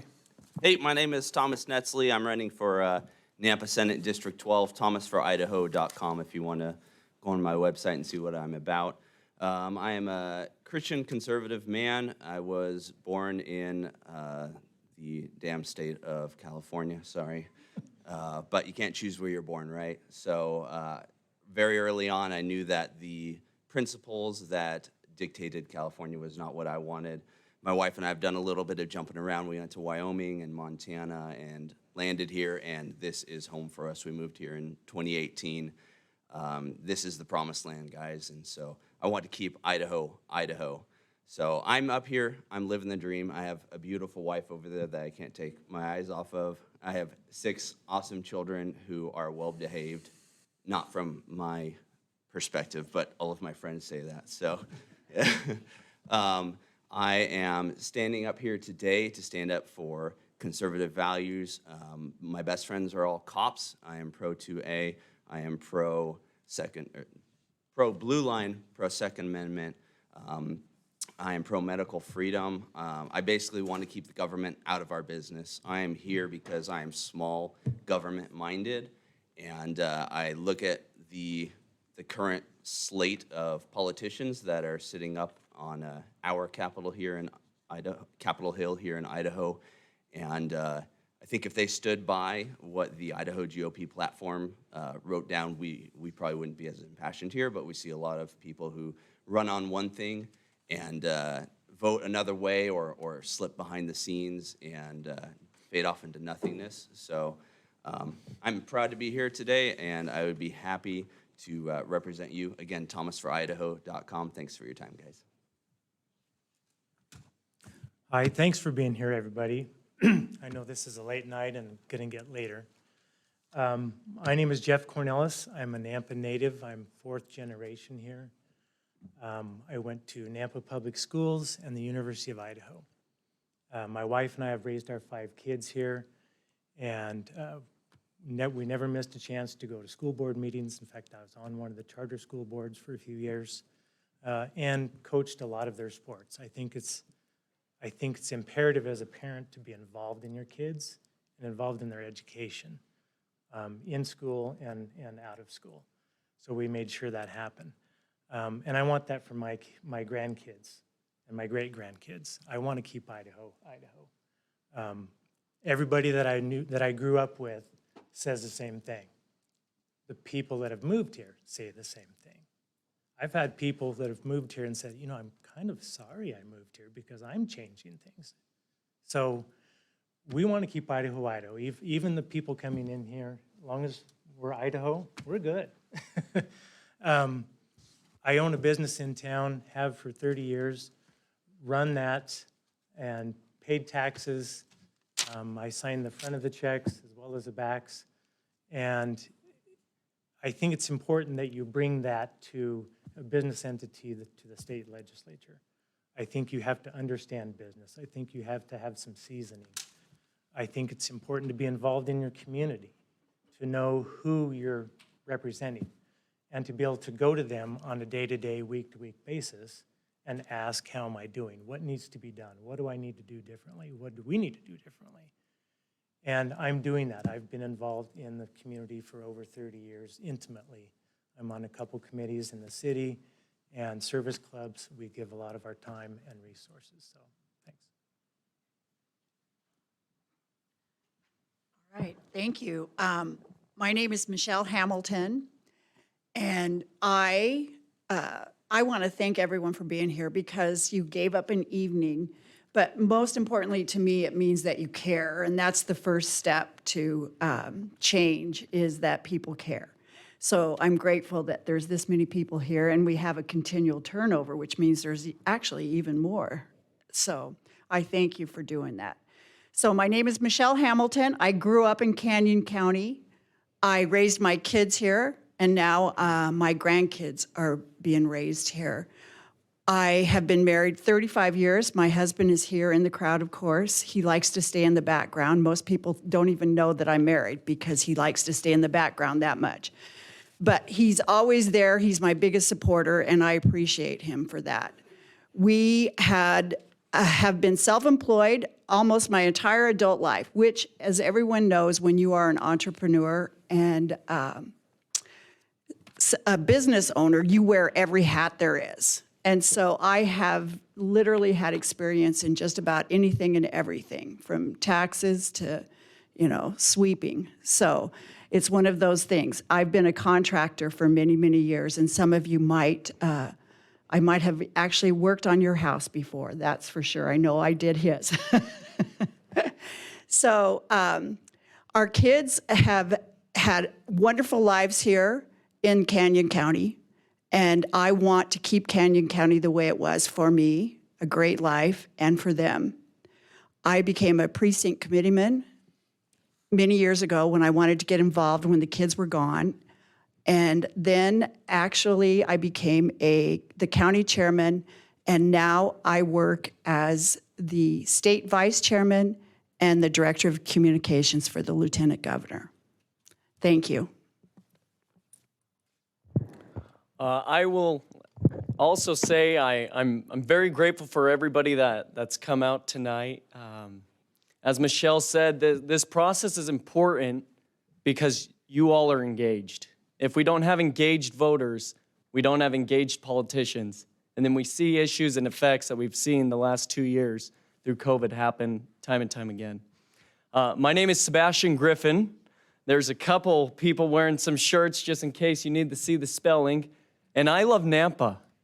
I love Nampa more than anything. I love Nampa, I love Canyon County, and I love Idaho. My wife, Macy, and I grew up, we were raised here. My family's here, her family's here. We're here, and we're here to stay. I'm excited to raise my kids here, and I hope when the time comes, I'll have grandkids here, and that they'll be able to have similar experiences that my wife and I have been very grateful to have living in such an amazing community as this. I never thought that I'd be getting involved in politics. I always thought I was interested behind the scenes. I enjoy helping good people do good things. And then within the last few years, I saw that there was a need for a new perspective, a fresh face, young thoughts, young perspective in the legislature. And I'm the first one to embrace my age. When I knock on doors, like I did today, and people open up and they see my tag and they say, "You're Sebastian Griffin? You've got signs everywhere. I can't drive 10 feet without seeing one of them. I can't even believe this." And I did that, and I'm doing that because I care about Nampa. I care about each one of you individually because you're my neighbors. And when we love our neighbors, we see greater things happen within our states. We need to be reducing taxes in our states. We need to be improving education because we have a workforce shortage. We need to be prepping our kids, and there's a lot that I can go on later on. Thank you so much. Well, good evening. I'm Jaron Crane, your District 12 Seat B candidate, and I'm sorry Jana Warner couldn't make it. That would have been nice to meet Jana. I'm a third-generation Idahoan, third-generation veteran, third-generation business owner now. So I went to Nampa Christian schools from kindergarten all the way through 12th grade. I then went off to Bible college in Florida. From there, I got a basketball scholarship and went up and played basketball at Ohio Christian University. I finished my associate's degree, came back around 2011 to Nampa. So 2011, I married my wife Clarissa and joined the Idaho Army National Guard, and I started Boise State University to get my bachelor's degree in political science. So 2014, I graduated with my bachelor's degree from Boise State. In 2019, I finished my contract with the Guard. And in 2020, my brother and I bought a business here in town, American Fire Protection. Since 2014, I've been running my parents' company with my brother every single day. So business owner, business manager has been my thing. So that's what I've alluding to Michelle's thing of you wear every hat, you honestly do. So fast forward to 2020, there was an open seat. Ben was talking about that earlier. I elected not to run at that time. Brent and I were buying our business together. I'm like, hey, you're already in office and someone's got to mind the store here, so I'm going to go ahead and take care of running the business. You go ahead and keep serving people. So there was opportunities for city council. I prayed about those. Those didn't feel right at the time. And then COVID hit. And as a business owner, you looking at your people saying that you're essential and you do matter is something that I never would have thought I had to tell an employee. So it became apparent to me that this is the time to run. This is the time to get involved. We need people that are going to stand forward. And in the face of adversity, they're not going to run. They're not going to have flight or fright. They're going to actually stand and fight. So that's why I'm in this, is to serve you all and represent you all as District 12 Seat B's candidate. Thank you, Mr. Crane. Okay, we're going to move on to our question rounds. And with the first question, we're going to start on the right side and move from right to left. And we will continue to shake up that order so that there's no advantage for who gets to answer first. And we're also going to change the order of the questions that we asked for the last panel. So question number 1 is going to go to you, Mr. Crane. And you have 1 minute to respond. Please keep an eye on Jill for your time. And the question is, according to 97,000 Idahoans, our state has not properly funded education, forcing the public to push for an initiative on the ballot in November. Do you agree or disagree with this effort to increase education funding in Idaho? You have 1 minute response, please. Yeah, thanks for the question. The research that I have looked into has shown that education is actually the largest part of our budget. So we are giving schools, great amounts of money. The question I would have is, what are they doing with what they're given? We need to take a look at how they're spending those dollars. I'm super proud of the fact that the legislature raised teacher salaries. Fantastic. More isn't always the answer. Pouring on more dollars onto something that is already getting a ton of money isn't the first thing I would go to. I would go to, what are we doing with what we're given? So that would be my answer to that. Thank you, Mr. Crane. Mr. Griffin. Thank you. I believe initiatives are essential. We have to have the process. With this initiative, I go back and forth. we look at it, and I probably would not be a supporter of the initiative currently, not because I don't support education. I say this because if we approve the initiative that's happening and proposed right now, we will be the second most expensive state for income tax. We're going to see that increase, and we're going to see it not only here, but on the national level, it will be recognized as that. Initiatives are essential. I think we need to be supporting our teachers as well as our students, and we can, even though people don't believe it, that we've seen in the last 2 years, we can do that at the same time. We can support our teachers, we can support our administrators, as well as supporting our students. When I was 18 years old, actually, I got a bill passed at the state legislature to provide opportunities for students because I care so much about this topic. Education is easily the most important thing happening in Idaho right now. Thank you. Thank you. Ms. Hamilton, 1 minute, please. So one of the things that I believe is that we are taught for years and years, we've been told we're not funding education. We're not funding education. And I don't know who makes that decision. I feel like it's a narrative that is being put out there that we're not funding education when it's the most money we spend by our state budget on everything. And this year, we increased it a whole bunch as well, a ton. Just the amount of salaries have been raised in the last few years. So I feel like we should not bow down to the dogma that we're not giving education enough money. I don't believe in throwing money at a problem. I feel like the problem with education goes beyond the funding. I do believe in the initiative process. They've done the work. They deserve to have it on the ballot. But I would not support the initiative, no. Thank you, Ms. Hamilton. Mr. Cornilles. Not a simple answer, like they've all said. The initiative, I mean, that's been a big lift for them to get where they're at, and I'm glad they are there. And it does need to be looked at. Being the lowest state as far as funding our education is not acceptable. We should take a look at that. I don't know what the answer is. Our outcomes are much better than 50th. Our outcomes are really good for what we're doing. The teachers did get a bump this year, so let's see what that looks like moving forward before I say absolutely yes. But it's a complicated deal, and we're going to have to wait and see what they do with this increase before we know how to move forward. Thank you, Mr. Netzley. No. The simple answer is no. We don't want to spend more money on the public education system. That's failing our children and failing our communities. My wife and I homeschool our children, mostly my wife. I support different forms of education, whether it's charter school or homeschool. We keep dumping money into the public school systems, and it's not being successful. I think it would be successful it would be a good idea to go through an audit where they are spending money. But honestly, I think the biggest thing is that we keep complaining about the school system, but liberty-minded people, conservative people aren't going to work there as often as they should. And I think that's where we're failing, because the influence we have on our kids is by working for them. And when we just give that over to whoever's the lowest man on the totem pole or whoever's willing to take it up, that's where we fail. So I would encourage educators and conservative-minded people to step up in the education system to lead our children. Thank you. I've been asked to remind folks that we are being recorded, so please make sure you speak into the microphone so that it gets picked up by the recording. Mr. Adams. Okay. Let's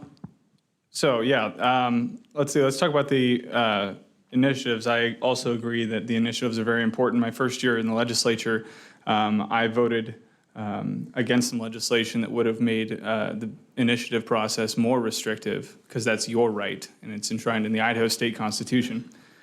This year in the legislature, we took money and raised teachers' salaries, like Jaron said, but what we also did is we specifically allocated it to go to their salaries, because what we found out was some school districts were taking those that money that was supposed to be used for teacher salaries and were funneling into extracurricular activities like sports programs and things like that. When we give them money, that's it needs to go where it's supposed to go. The simple answer is for me, no, I'm not going to be supporting it because it is a tax increase. It's a tax increase. Thank you. Okay, next question, Teddy. I'm going to start with Mr. Cornilles on this one, move to Ms. Hamilton, then Mr. Griffin, Mr. Crane, back over to Mr. Adams and Mr. Netzley. Question number 2, should local option tax be made available to all municipalities, and should local city governments be trusted with it? Do local government know best? Yeah, it's been said that local government is the purest form of government. So, and I know Nampa, I know how they manage money, which is really well. I would trust them with that, but I don't know if that's the simple answer for every community. I know my community really well, and I know how they manage their money, and I know what they do with it and why. So I can't give you a complete answer on that, but I know my city, and yeah, thank you. Ms. Hamilton. So the simple answer is a tax is a tax is a tax.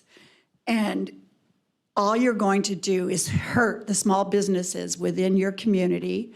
You're going to drive business out of your community, and it won't solve any of the problems. I would never, ever vote for a tax increase on Idaho, period. Mr. Griffin.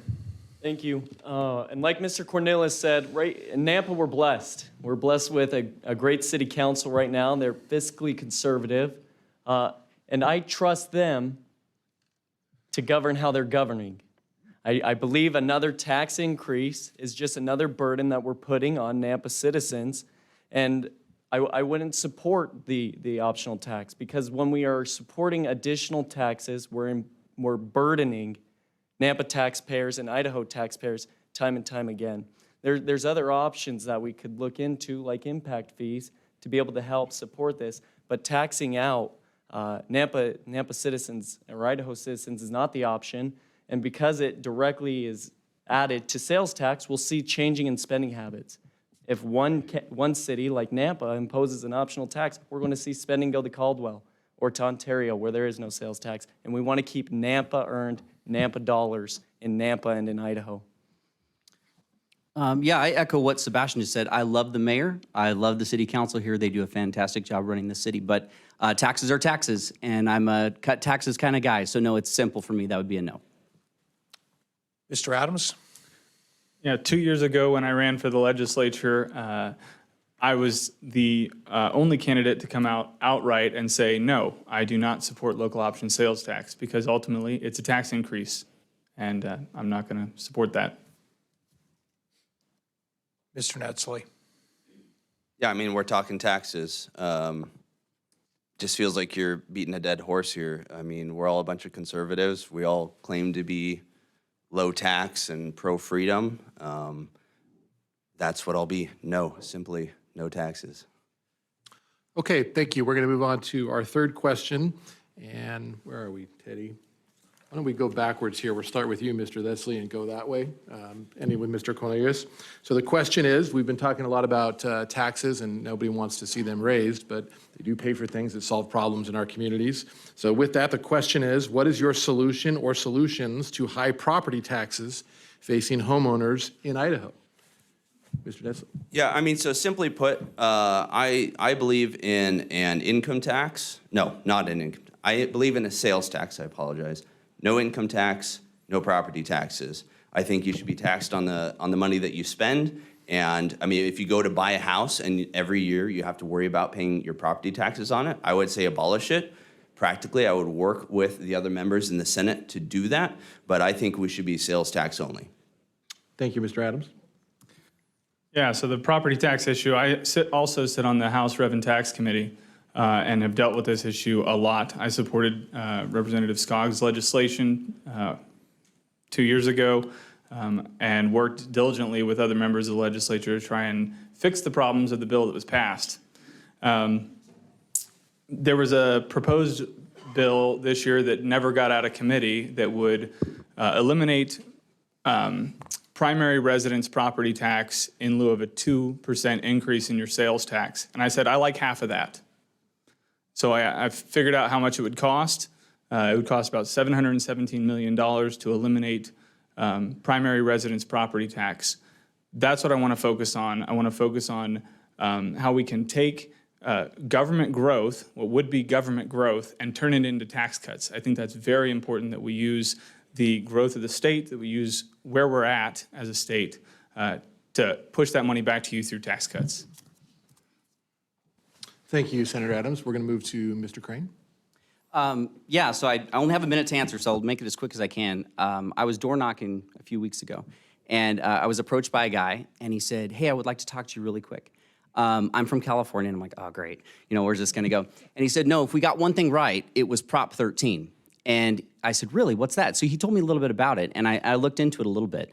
I don't believe that I have the silver bullet for solving our property tax problems, but I will tell you what, that is a very interesting idea to me. And in short summation, the property has an assessed value, and year over year, you can only increase it 1%. So once the property changes hands, it's reassessed on its value. That's a very interesting idea to me. I've had a lot of people in the community that I've talked about that idea and said, hey, that should be discussed over there in Boise. I would love to have the conversation. And there's a lot of people smarter than myself over there.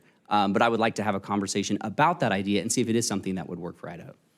Thank you, Mr. Crane. Mr. Griffin.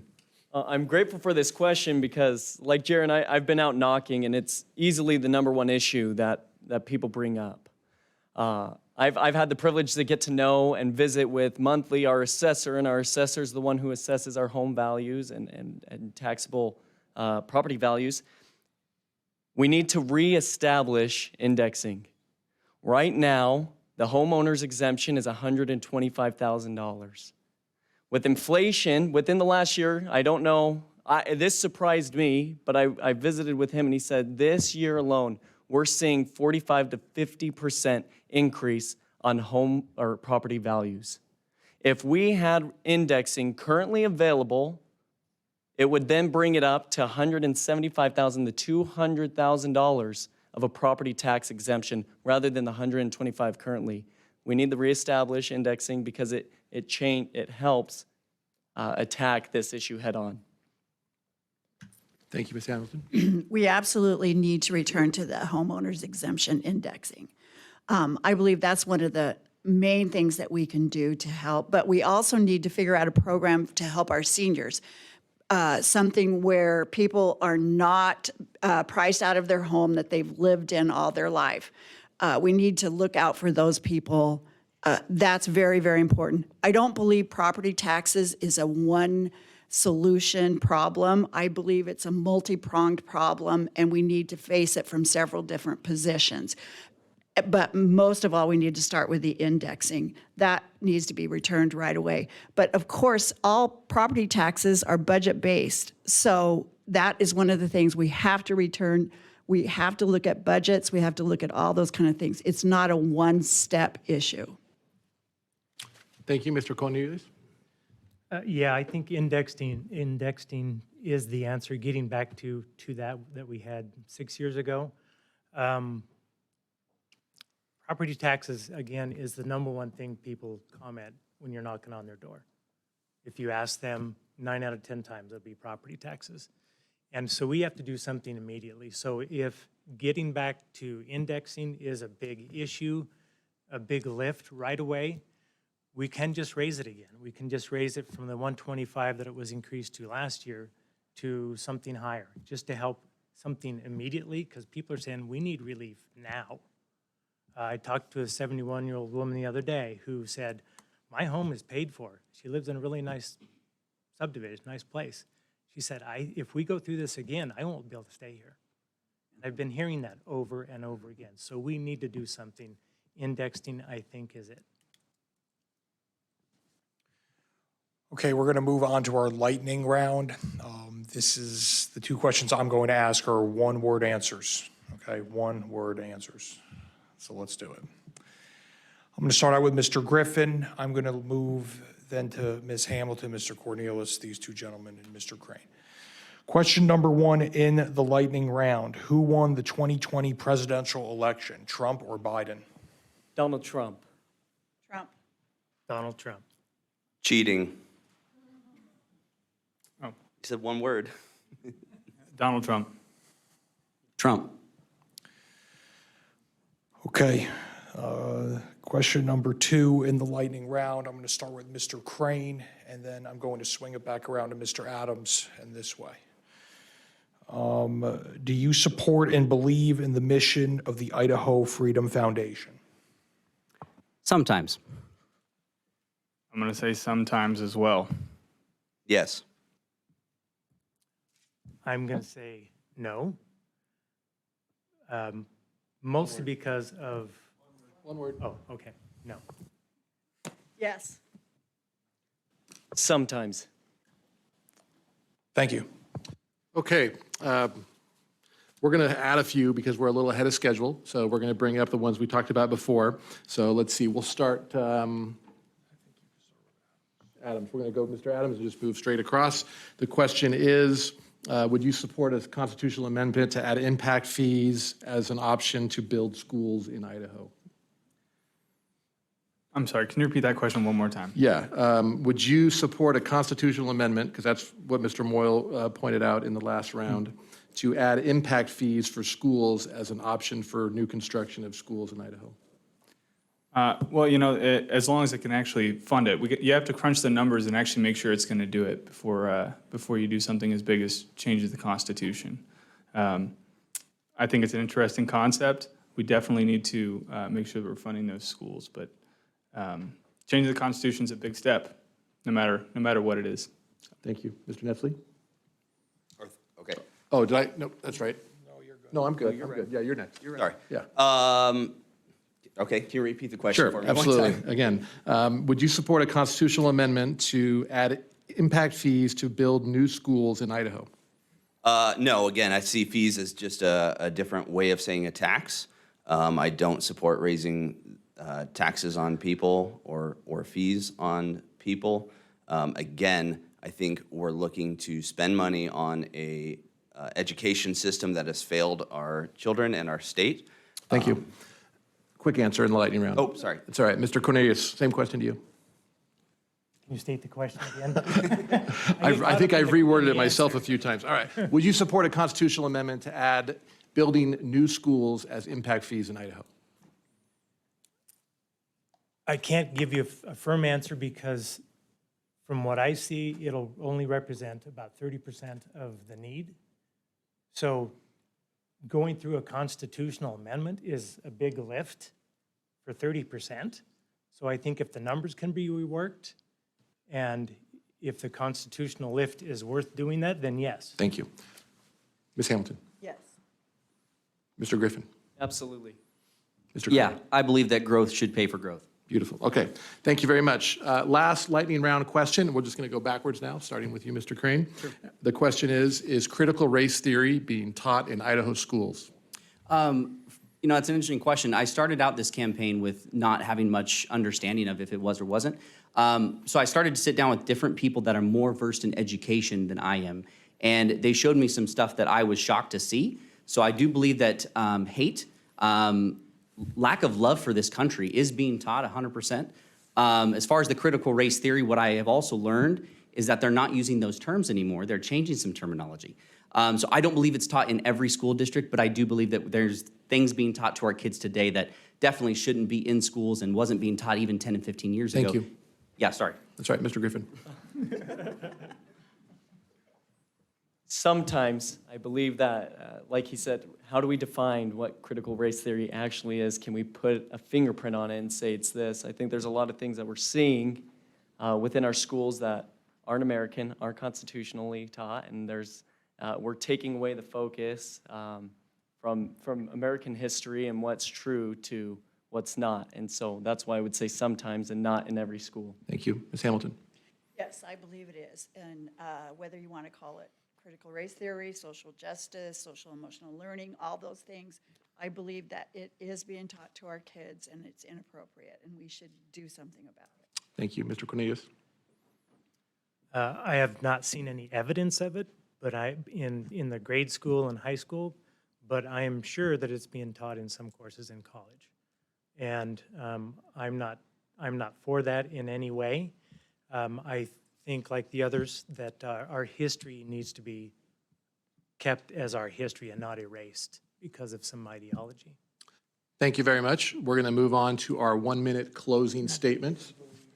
Didn't I get them already? Oh, I'm sorry. Okay, keep Still going. waiting. Yeah, Netzley, so so critical race theory is definitely being taught in our schools, but it's not being called that outright. They're pretty sneaky in how they fit it in there. I was at a local store recently and saw anti-bullying, anti-suicide signs, so I went up and talked to them. The organization was Law Enforcement Against Discrimination. I talked to him, and he was telling me how they're for social, emotional development and critical thinking skills. And this is law enforcement against discrimination. I don't think that would represent most of what you believe as far, again, I'm pro-law enforcement, but they are finding sneaky ways of putting this stuff into our schools and into our communities. Thank you. Mr. Adams. Thank you. Look, I'm a homeschool graduate of Idaho. I spent most of my education as a homeschooler, and I got to get a very different curriculum. Then I went to Boise State University, and I got a very different curriculum. I had never experienced so much un-American ideology, and I lived in the former Soviet Union for a lot of my childhood, and I'd never seen it like this in my life. So I'm going to stay away from the definition. I'm just going to say that divisive curriculum that pits groups against other groups and un-American curriculum should not be in our education. It doesn't matter if it's from higher ed all the way down to pre-K. I don't care. Thank you. Okay, now we're moving on to our closing statements. Why don't we start with Mr. Griffin, and we will move from you to Mr. Crane, and then all the way back around, ending with you, Ms. Hamilton. So you have 1 minute to wrap up and give your reasons to vote for you. So go ahead. Just like in the beginning, I love Nampa. I love Nampa. I love Idaho more than anything. I think here our values are faith, family, and freedom. And I gave myself chills. How's that? Because I love the community we live in. I'm a 5th generation Idahoan. I hope to see 10 more generations after me here. I'm doing the work. I've knocked the doors. I've made the calls. I'm so proud of the overwhelming support we've had for this campaign. If you look around in the room a little bit, you'll see some here and there. And this is what I felt throughout the community. And I'm just so grateful. We need people that are willing to stand up for Idaho values, conservative values, people that are willing to be a leader, to unite our community, because that's what we need more than anything is unity. We need more statesmen in the legislature, and I hope to be one, and I hope you'll vote Griffin for Idaho on May 17th. Thank you, Mr. Crane. Thank you so much for everyone waiting and being here and listening to the candidates tonight. Thank you for the forum. We really appreciate the opportunity to be here in this capacity. And thank you to the online group. I understand there's a lot of people listening online. I love Nampa, and I'm proud to be from Nampa and proud to represent each of you. And you know, to go back to a question earlier about a certain organization, I hope that the constituents of District 12 hold us accountable, as opposed to an organization and a scorecard. I would hope that you would hold me accountable and that you would hold everyone that you elect accountable, because we're there to represent you. It's not about us, it's about represent District 12. So thanks for the opportunity to be here tonight. Thank you. Senator Adams. Yeah, well, I'm a proven conservative. 2 years in the House, I have done exactly what I said I was going to do. I've been endorsed by the NRA, by Idaho Chooses Life, by the concerned citizens of Canyon County, people who really are in this community, who've dug in. In my short 2 years, I pushed hard to help eliminate the emissions testing. That is going away next year. Also, I was able to get a piece of legislation onto the governor's desk that stopped mandatory vaccinations as a term of employment. Unfortunately, that was vetoed and couldn't get overridden. But I'm about getting things done. It's easy to have a lot of rhetoric. I'm not about that. I'm about getting things done. And I said I was not loyal to any lobby group. I'm loyal to you. That is still my position. That will always be my position. Thank you. Closing statement, Mr. Netzley. Hi again, Thomas Netzley, thomasforidaho.com. Why should you elect me? I hold to all the same values as my opponent. I don't like besmirching people. I don't think he's held up quite as strong as he says he has, and that's what I want to say about that. I am a blue-collar worker. Sebastian said we need more statesmen up there. I disagree. I think we need more blue-collar people up there. I think we need more people who represent and are in the community, and that's what I am. I'm a master diesel mechanic. I commute to Boise every week. I work for my family. We're a single-income family. I am proud of the life that we live. The good things you see in me today are a reflection of the Holy Spirit's work in my life because of Jesus Christ. The bad things you see in the awkwardness is just because I'm a fallible man and I can be awkward sometimes, but I'm super grateful for the opportunity to run to represent you guys, and thomasforidaho.com. Thanks, guys. Mr. Cornilles. Yeah, thank you again for being here tonight and being online. It's a real pleasure of mine to be able to run for this seat.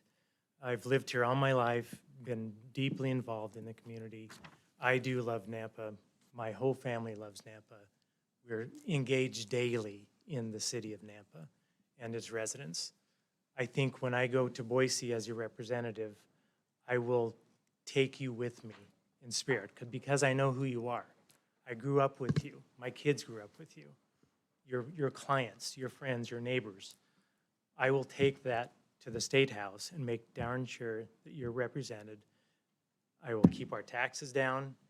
I will do the right thing as a Christian businessman so that I can come back to this community and continue to run my business for the other 7, 8, 9 months of the year.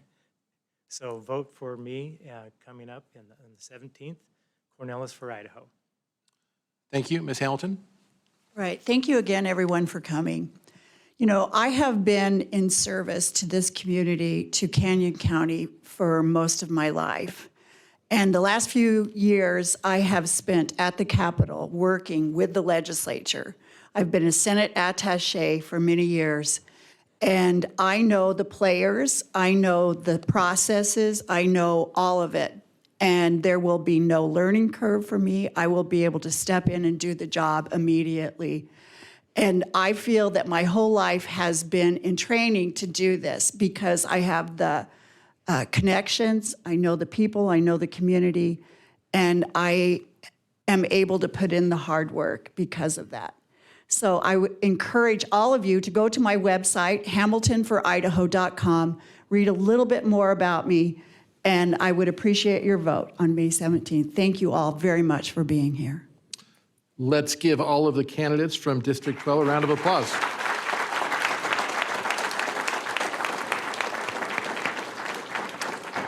That concludes District 12, our third panel. We'll move on to our fourth panel after a short break. So thank you all for being here.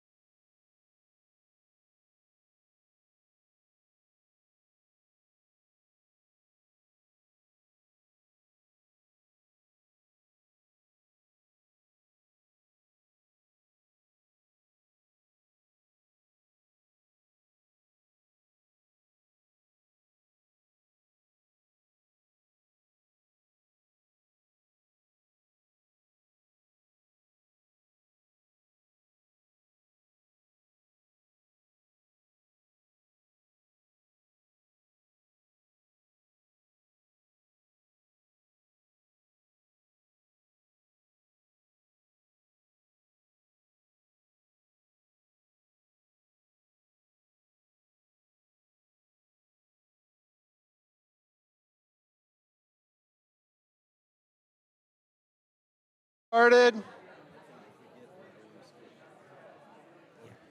Last but not least.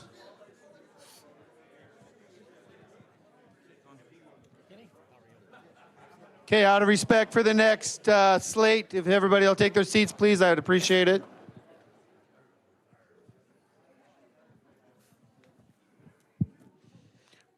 Hopefully you guys heard my comment about last but not least. Thanks for being here. If you just got here, again, thank you for being here. Mitch with the Nampa Chamber. Thank you to my friends from the Idaho Press and my friends from the city of Nampa, Amy, Mayor's running around here somewhere, and Rick. The goal on this was to get people educated, so thank you for being here. And I'm going to pause and be quiet and turn it over to my friend, Matt and Teddy from the Idaho Press. Matt, take it away. Thank you, Mitch. We are doing a great job tonight on schedule, and I appreciate everybody from hanging in there with us. It's wonderful to have such a great audience, and we welcome those online as well. Just so everybody knows, this is being recorded, so it's important that we speak clearly and into the mic so that we can capture that for anyone who wants to watch this after the fact. We're going to start with our 2-minute opening statement, and let's just go from right to left this first time and start with you, Mr. Roten. So you have 2 minutes to tell us why to vote for you. Of course. Hello, I'm Kenny Roten, and I was born in Nampa, Idaho native, which makes me almost a 57-year Idaho native, if anybody's doing the math. Went to NNC, got my associates there, as well as Boise State, got my bachelor's at Boise State. My beautiful wife, Diane, is here. We have 2 kids, 4 grandkids now, so that's a lot of fun. And living in Nampa, being from Nampa, I started out working as a teenager topping corn. If any of you are from here, you know what I mean about topping corn. That's the only job kids could get back then. But after I graduated from college in '88, I've worked professionally here in Nampa and in this area and in Idaho all of my life. I've been involved in the community for a long time, from building the Optimus fields to being president of the Nampa JCs, the Nampa Optimus, president of the Kiwanis. I've also been on the boards of the Nampa Association of Realtors, as well as the Building Contractors Association and the Chamber of Commerce.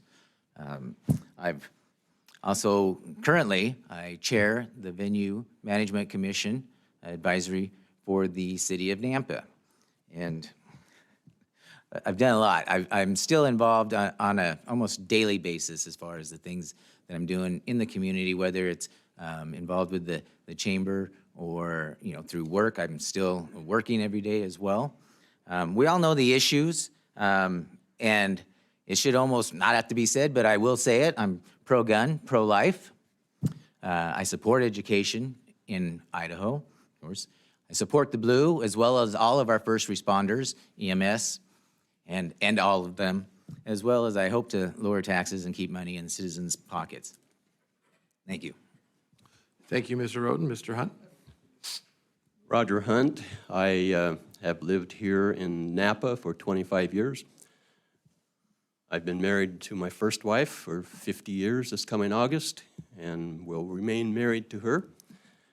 I am a conservative Republican who believes in the Constitution.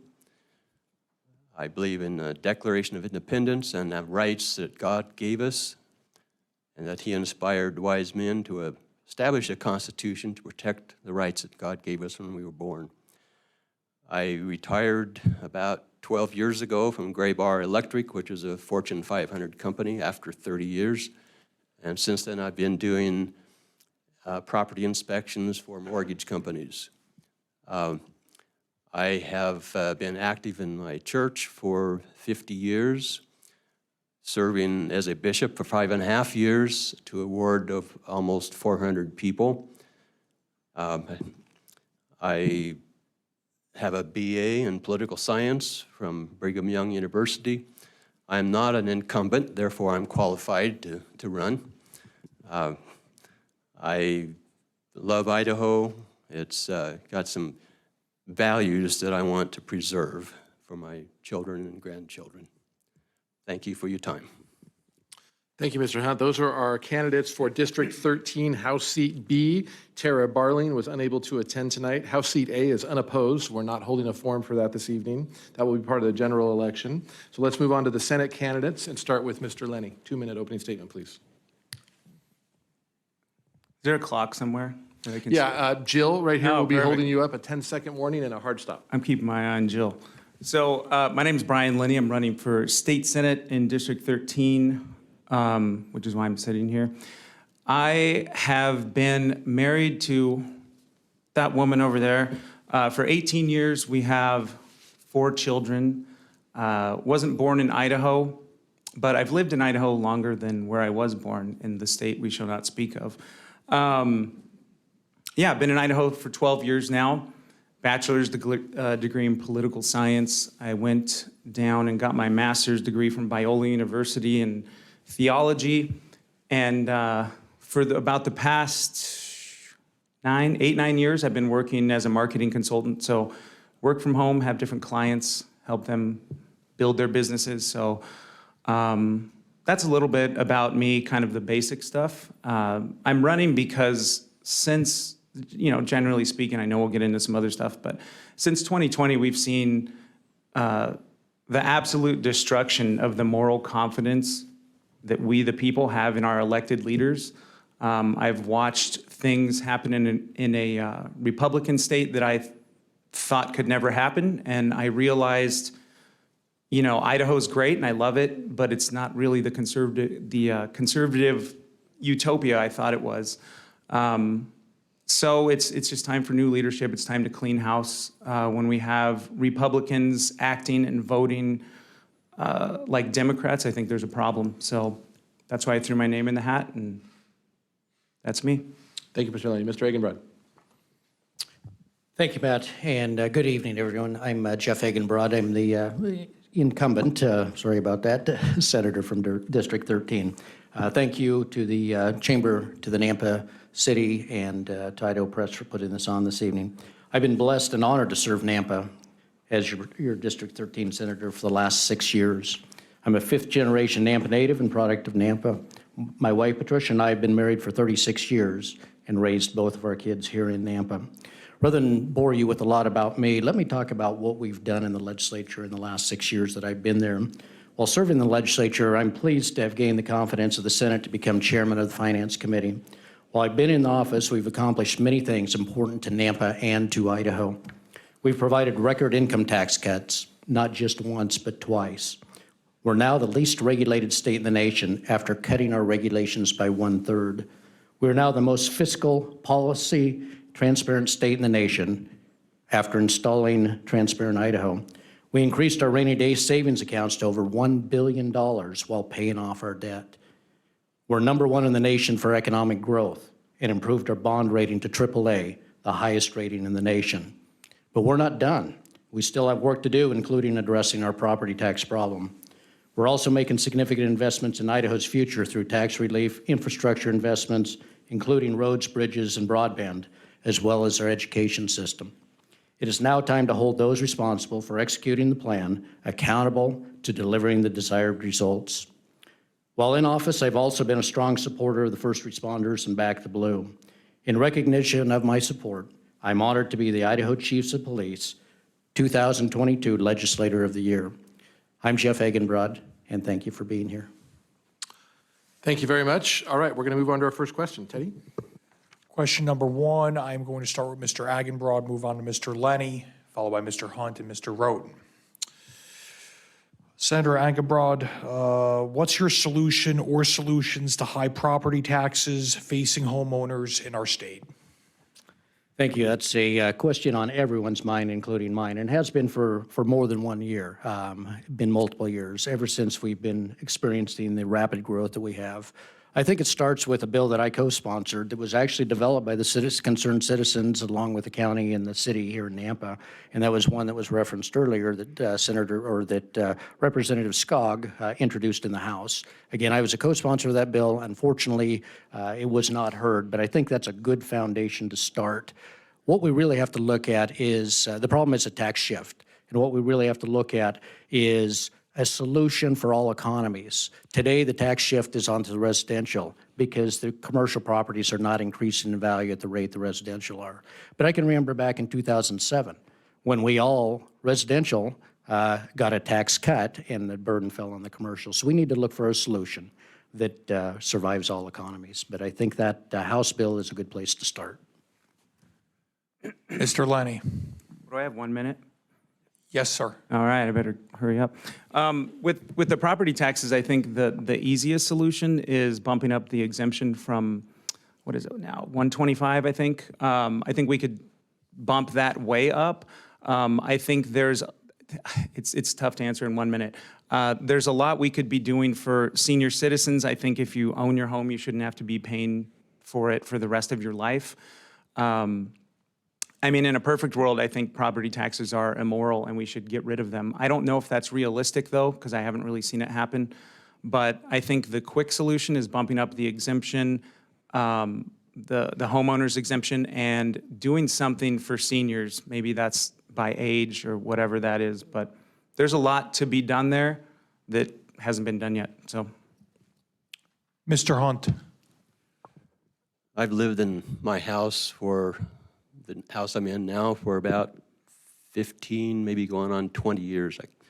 My taxes have tripled, and I can understand why people on a fixed income are concerned.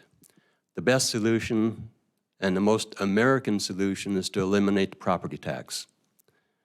I believe it's un-American that you have to pay rent to the government to live in your house that you supposedly own. That's probably not realistic, but I would approve of something in that direction. Some Band-Aids, maybe when you turn 65, you don't pay property tax anymore. Definitely the index needs to be put back into effect, and it's basically a spending problem, not a taxing problem. If spending is not controlled, taxes will keep going up. And Mr. Roden. Yeah, property taxes, that's the big one. And of course, you know, the immediate relief would be increasing the exemption, as well as revisiting the circuit breaker. You know, you've got the circuit breaker for seniors with disabilities, the veterans, blind people. I mean, these are the ones we're trying to protect anyway. And, you know, that can be revisited as well. The indexing, you know, was stopped in 2016. They gave us the $100,000 cap on the exemption, and that's when the shift started happening, you know, with the commercial and ag paying less, and that shift over to the homeowners. So, you know, raising that. But we need to be careful and look at that, and that indexing may need to be some sort of a hybrid because, as Senator Agenbroad alluded to, boy, values are going up, but sometimes they go down. And if that exemption goes down with it, budgets drive it. So where are you at that point? We need to really look at how we do it. Thank you, Mr. Roten. We're going to move on to our next question. I'm going to start with Mr. Hunt, Mr. Roten, Mr. Lenney, and Mr. Agenbroad. So with that, the question is, should local option tax be made available to all municipalities, and should local city governments be trusted with it? Do local governments know best? I think local government is the best government, but I do not agree with a local option tax. I think you're going to get too many confusing messages out there. People in in one city will go to another city to buy. It's going to drive out business in certain areas. So I'm opposed to local option taxes. Mr. Roten. And this one's not just that simple either. Nobody wants more taxes. I don't want more taxes. I don't support more taxes. However, everybody that's set up here has said local business or local government is the best government. And I know, again, I have the privilege of being from Nampa, so you know, we have great management here. And there's things that need to be understood with regard to a local option tax. I believe a debt constitutionally takes 2/3 vote.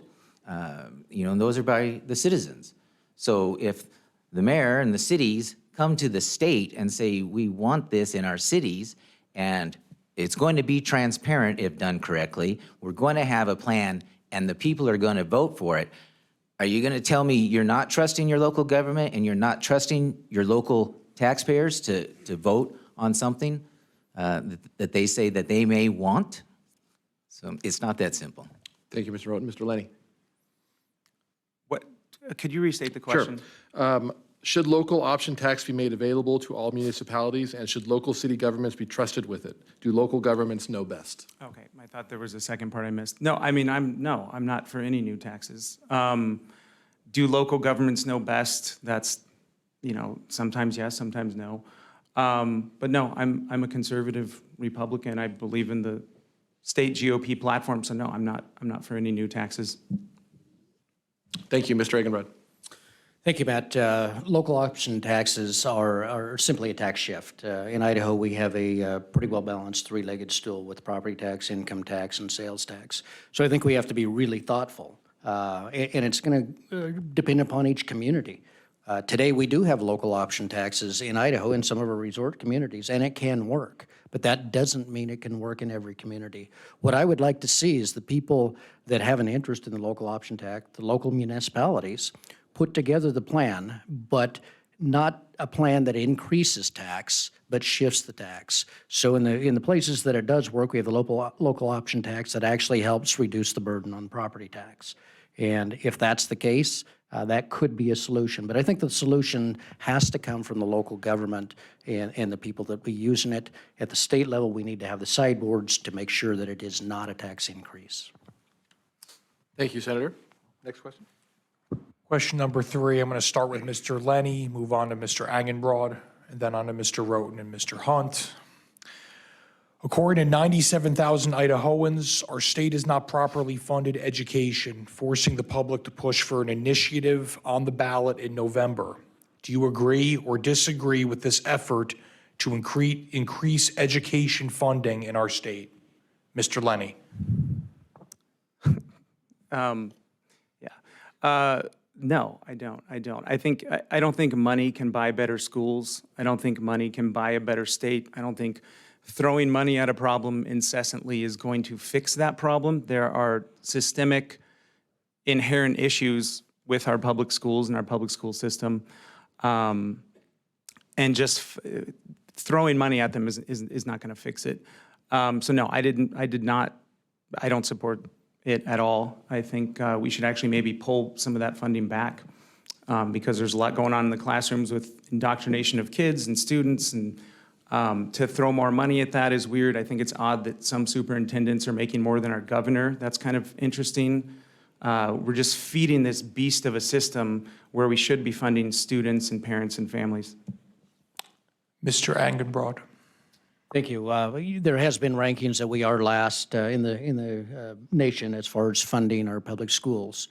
But if you look at our performance, we actually perform about middle of the pack. So we are getting a bang for our buck. You look at the numbers, you go back to when we really froze the education funding in the recession, and we are now just getting in real dollars to the same place. You can't simply look at the increase in dollars of education. Last year, we had 7,000 new students in Idaho. Well, you have to educate them. You can't turn them away. So it becomes complicated. I do not like the initiative that's out there. I do not like the way that it increases the taxes. But I think we have to have a plan. We have to have a plan to get bang for our buck before we start throwing money at the problem and expecting that to be the solution.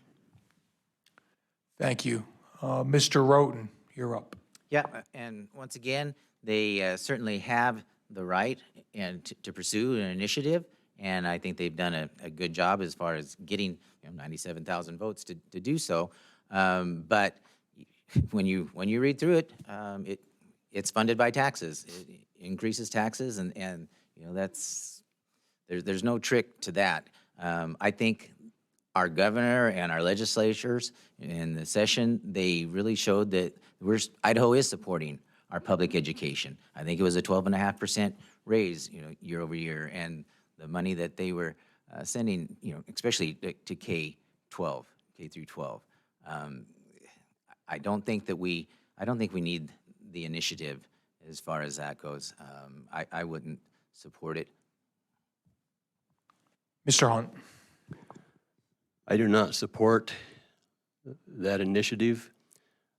It's a tax increase. And I think we need tax reform, not tax increases. We have a problem in our public schools.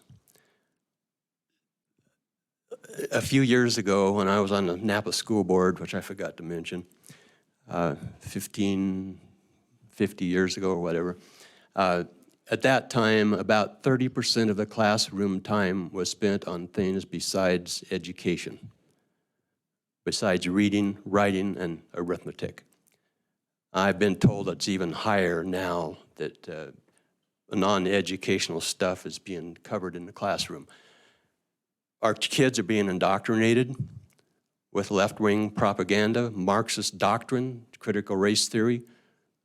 I'm not going to give schools any more money until they clean up their act. Thank you. Okay, we're going to move on to our lightning round because we've done such a great job staying on task tonight and being on time. So these are quick questions with one-word answers. Let's start with Mr. Hunt and then go to Mr. Roten and then Mr. Lenney and Mr. Agenbroad. So first question, again, we're looking for a one-word response here. Who won the 2020 presidential election, Trump or Biden? China. China. Trump. Mr. Roten. Trump. Mr. Lenney. Donald. Mr. Agenbroad. Trump. Thank you. Next question. We're going to go exactly reverse order now. So Mr. Agenbroad, Mr. Lenney, Mr. Roten, Mr. Hunt. Do you support and believe in the mission of the Idaho Freedom Foundation? Mr. Agenbroad. No. My turn? Mr. Lenney. Absolutely. Mr. Roten. Did. Yes. Thank you. Let me take these. Okay. All right. We've got two more. I'm going to try and reword the first one because it's been I've had to explain it too often. So what we're going to say is, would you support a change to allow schools to charge impact fees for new development? Let's start with Mr. Roten and move just straight right to left. And how long do we have? Very brief. Let's just say that. No, and this has been brought up, but, those impact fees have to be paid by somebody. And again, we see that the funding would not cover the school. Impact fees really don't work like that if it's a real impact fee, because it goes to different projects. And you're going to charge these homeowners, and they're not all new homeowners. Sometimes somebody from out of state moves into an existing home, and somebody that lives here buys a new home. And they're going to pay those permits and pay those fees. But you keep putting these fees on top of these, and they get passed through to the home buyers. Have you seen what has happened lately to the affordability of homes? Well, impact fees are included in there. Thank you. Mr. Hunt. I understand it would take probably a constitutional amendment to make this happen, but I do believe that growth should fund growth. The people that lived in a house for 20 years, kids have graduated, they're long gone. I don't think it's right that they have to pay for a new school when there's new people coming in and they should be. Thank you. Mr. Lenney. Short answers. Well, the short answer is no, and the second answer would be No, I'll just leave it at that. No. Okay. Thank you. Senator Agenbroad.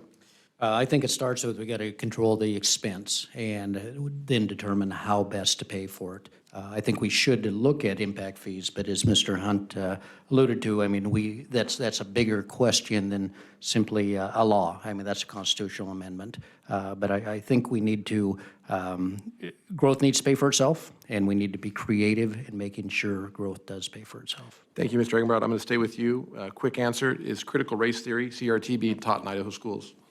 I have no doubt that there are occasions of critical race theory because there's humans throughout the country and throughout Idaho. I have yet to see any systemic critical race theory or that type of teaching in a systemic manner. Critical race theory, by definition, or by the definition that I understand, is the worst form of hatred, and there's no way that I would support that and would clear it out if I found that it was systemic. Mr. Lenney. What was the question again? Is critical race theory being taught in Idaho schools? Oh, yeah, definitely. And the evidence is there if you look for it. Thank you. Mr. Hunt. Yes, it is. Critical race theory is a Marxist doctrine pitting class against class. It's teaching our kids to judge others by the color of their skin and not the content of their character. And it's here in Napa. Mr. Roten. And The research that I've seen says no, but we have to be vigilant of the creep, and we have to keep parents involved in these decisions and what's being taught to their children. Thank you. Teddy? Thank you very much.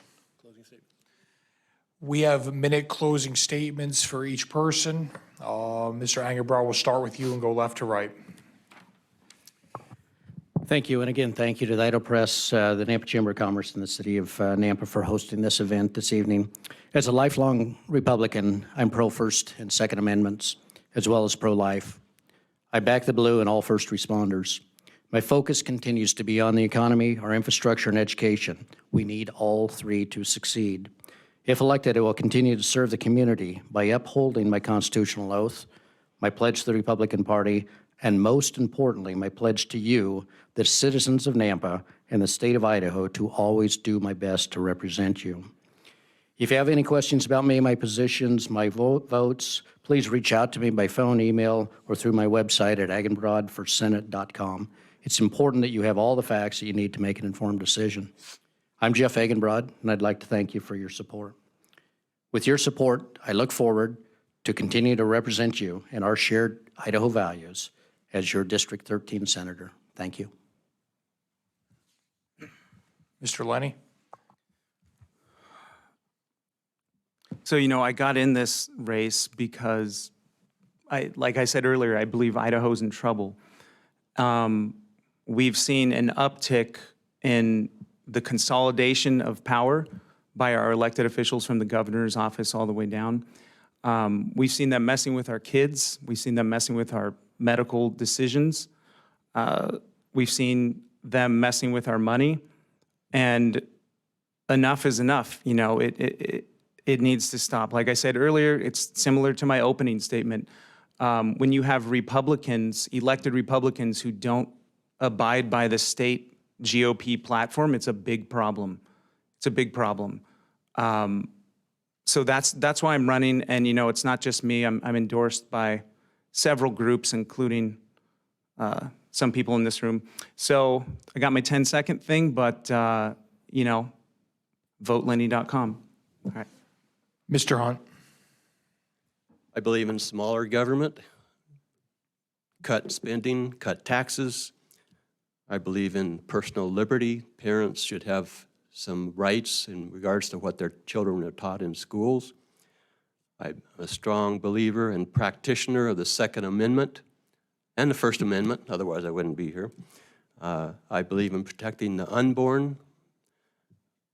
I believe that the bureaucracies and agencies have too much power. I've seen the overreach of government, especially over the last 2 years. And if I had been in the legislature, I would have been there when a few legislators tried to meet and put some controls on a runaway executive branch. It's gotten to the point where it's got to change. Our state government has grown its budget, doubled it in the last 6 years, from $7 billion to almost $14 billion this year. Mr. Roden? Yep. I am pro-gun and pro-life. I support education. I support the blue and all of the first responders, as well as the citizens' money, keeping that in their pockets, lowering taxes. There's a lot at stake in May, and we need to start sending qualified Republicans to deal with real problems that the state may have. I want to work with the Republicans. I want to keep Idaho red. I want to keep us moving forward in a positive way. I want to be your next Idaho State House of Representative, District 13B. Thank you. I want to thank all the candidates for their time today. I'm going to give them a round of applause, but don't go anywhere. So quick round of applause. Those are our candidates for District 13. I want to personally thank the Nampa Chamber of Commerce, the City of Nampa, and the staff for their time here today. I want to encourage everybody who's listening to visit idahopress.com/election and become an informed voter. The Idaho Press is leading an effort right now to increase turnout in our primary election, and Mitch has some closing comments. No, Matt, a public thank you back to you and to Teddy. Great job moderating. Thank you to the Idaho Press for everything you're doing. Mayor and I had a side comment on the transition, how proud we are of Nampa. Not very many communities can do this with this much information, this many candidates, this heart of conversations, and it was civil, and we were all friends, and that's what we really appreciate about Nampa. So thank you to Amy, Rick, Mayor, the city, Idaho Press for partnering. Chamber was just happy to help promote this. Especially thank you to all the candidates, both these and those before, and then all those that came out. So some rough numbers, you know, there was about 150 people here tonight and about 100-ish online. So you could do the math, 250, need to go tell the story to another 250, do another 250. So go vote, become educated. That's what the goal of all this was. Get to know the candidates more, their information's out there. And as Matt said, all this information was recorded, which is really, really cool. If I was a candidate, I'd be grabbing this information and pushing it out to my friends and family. So I hope that everybody does that. It'll be on the Chamber website, Idaho Press, and the city. So thank you to everybody for everything. You're appreciated. Go vote.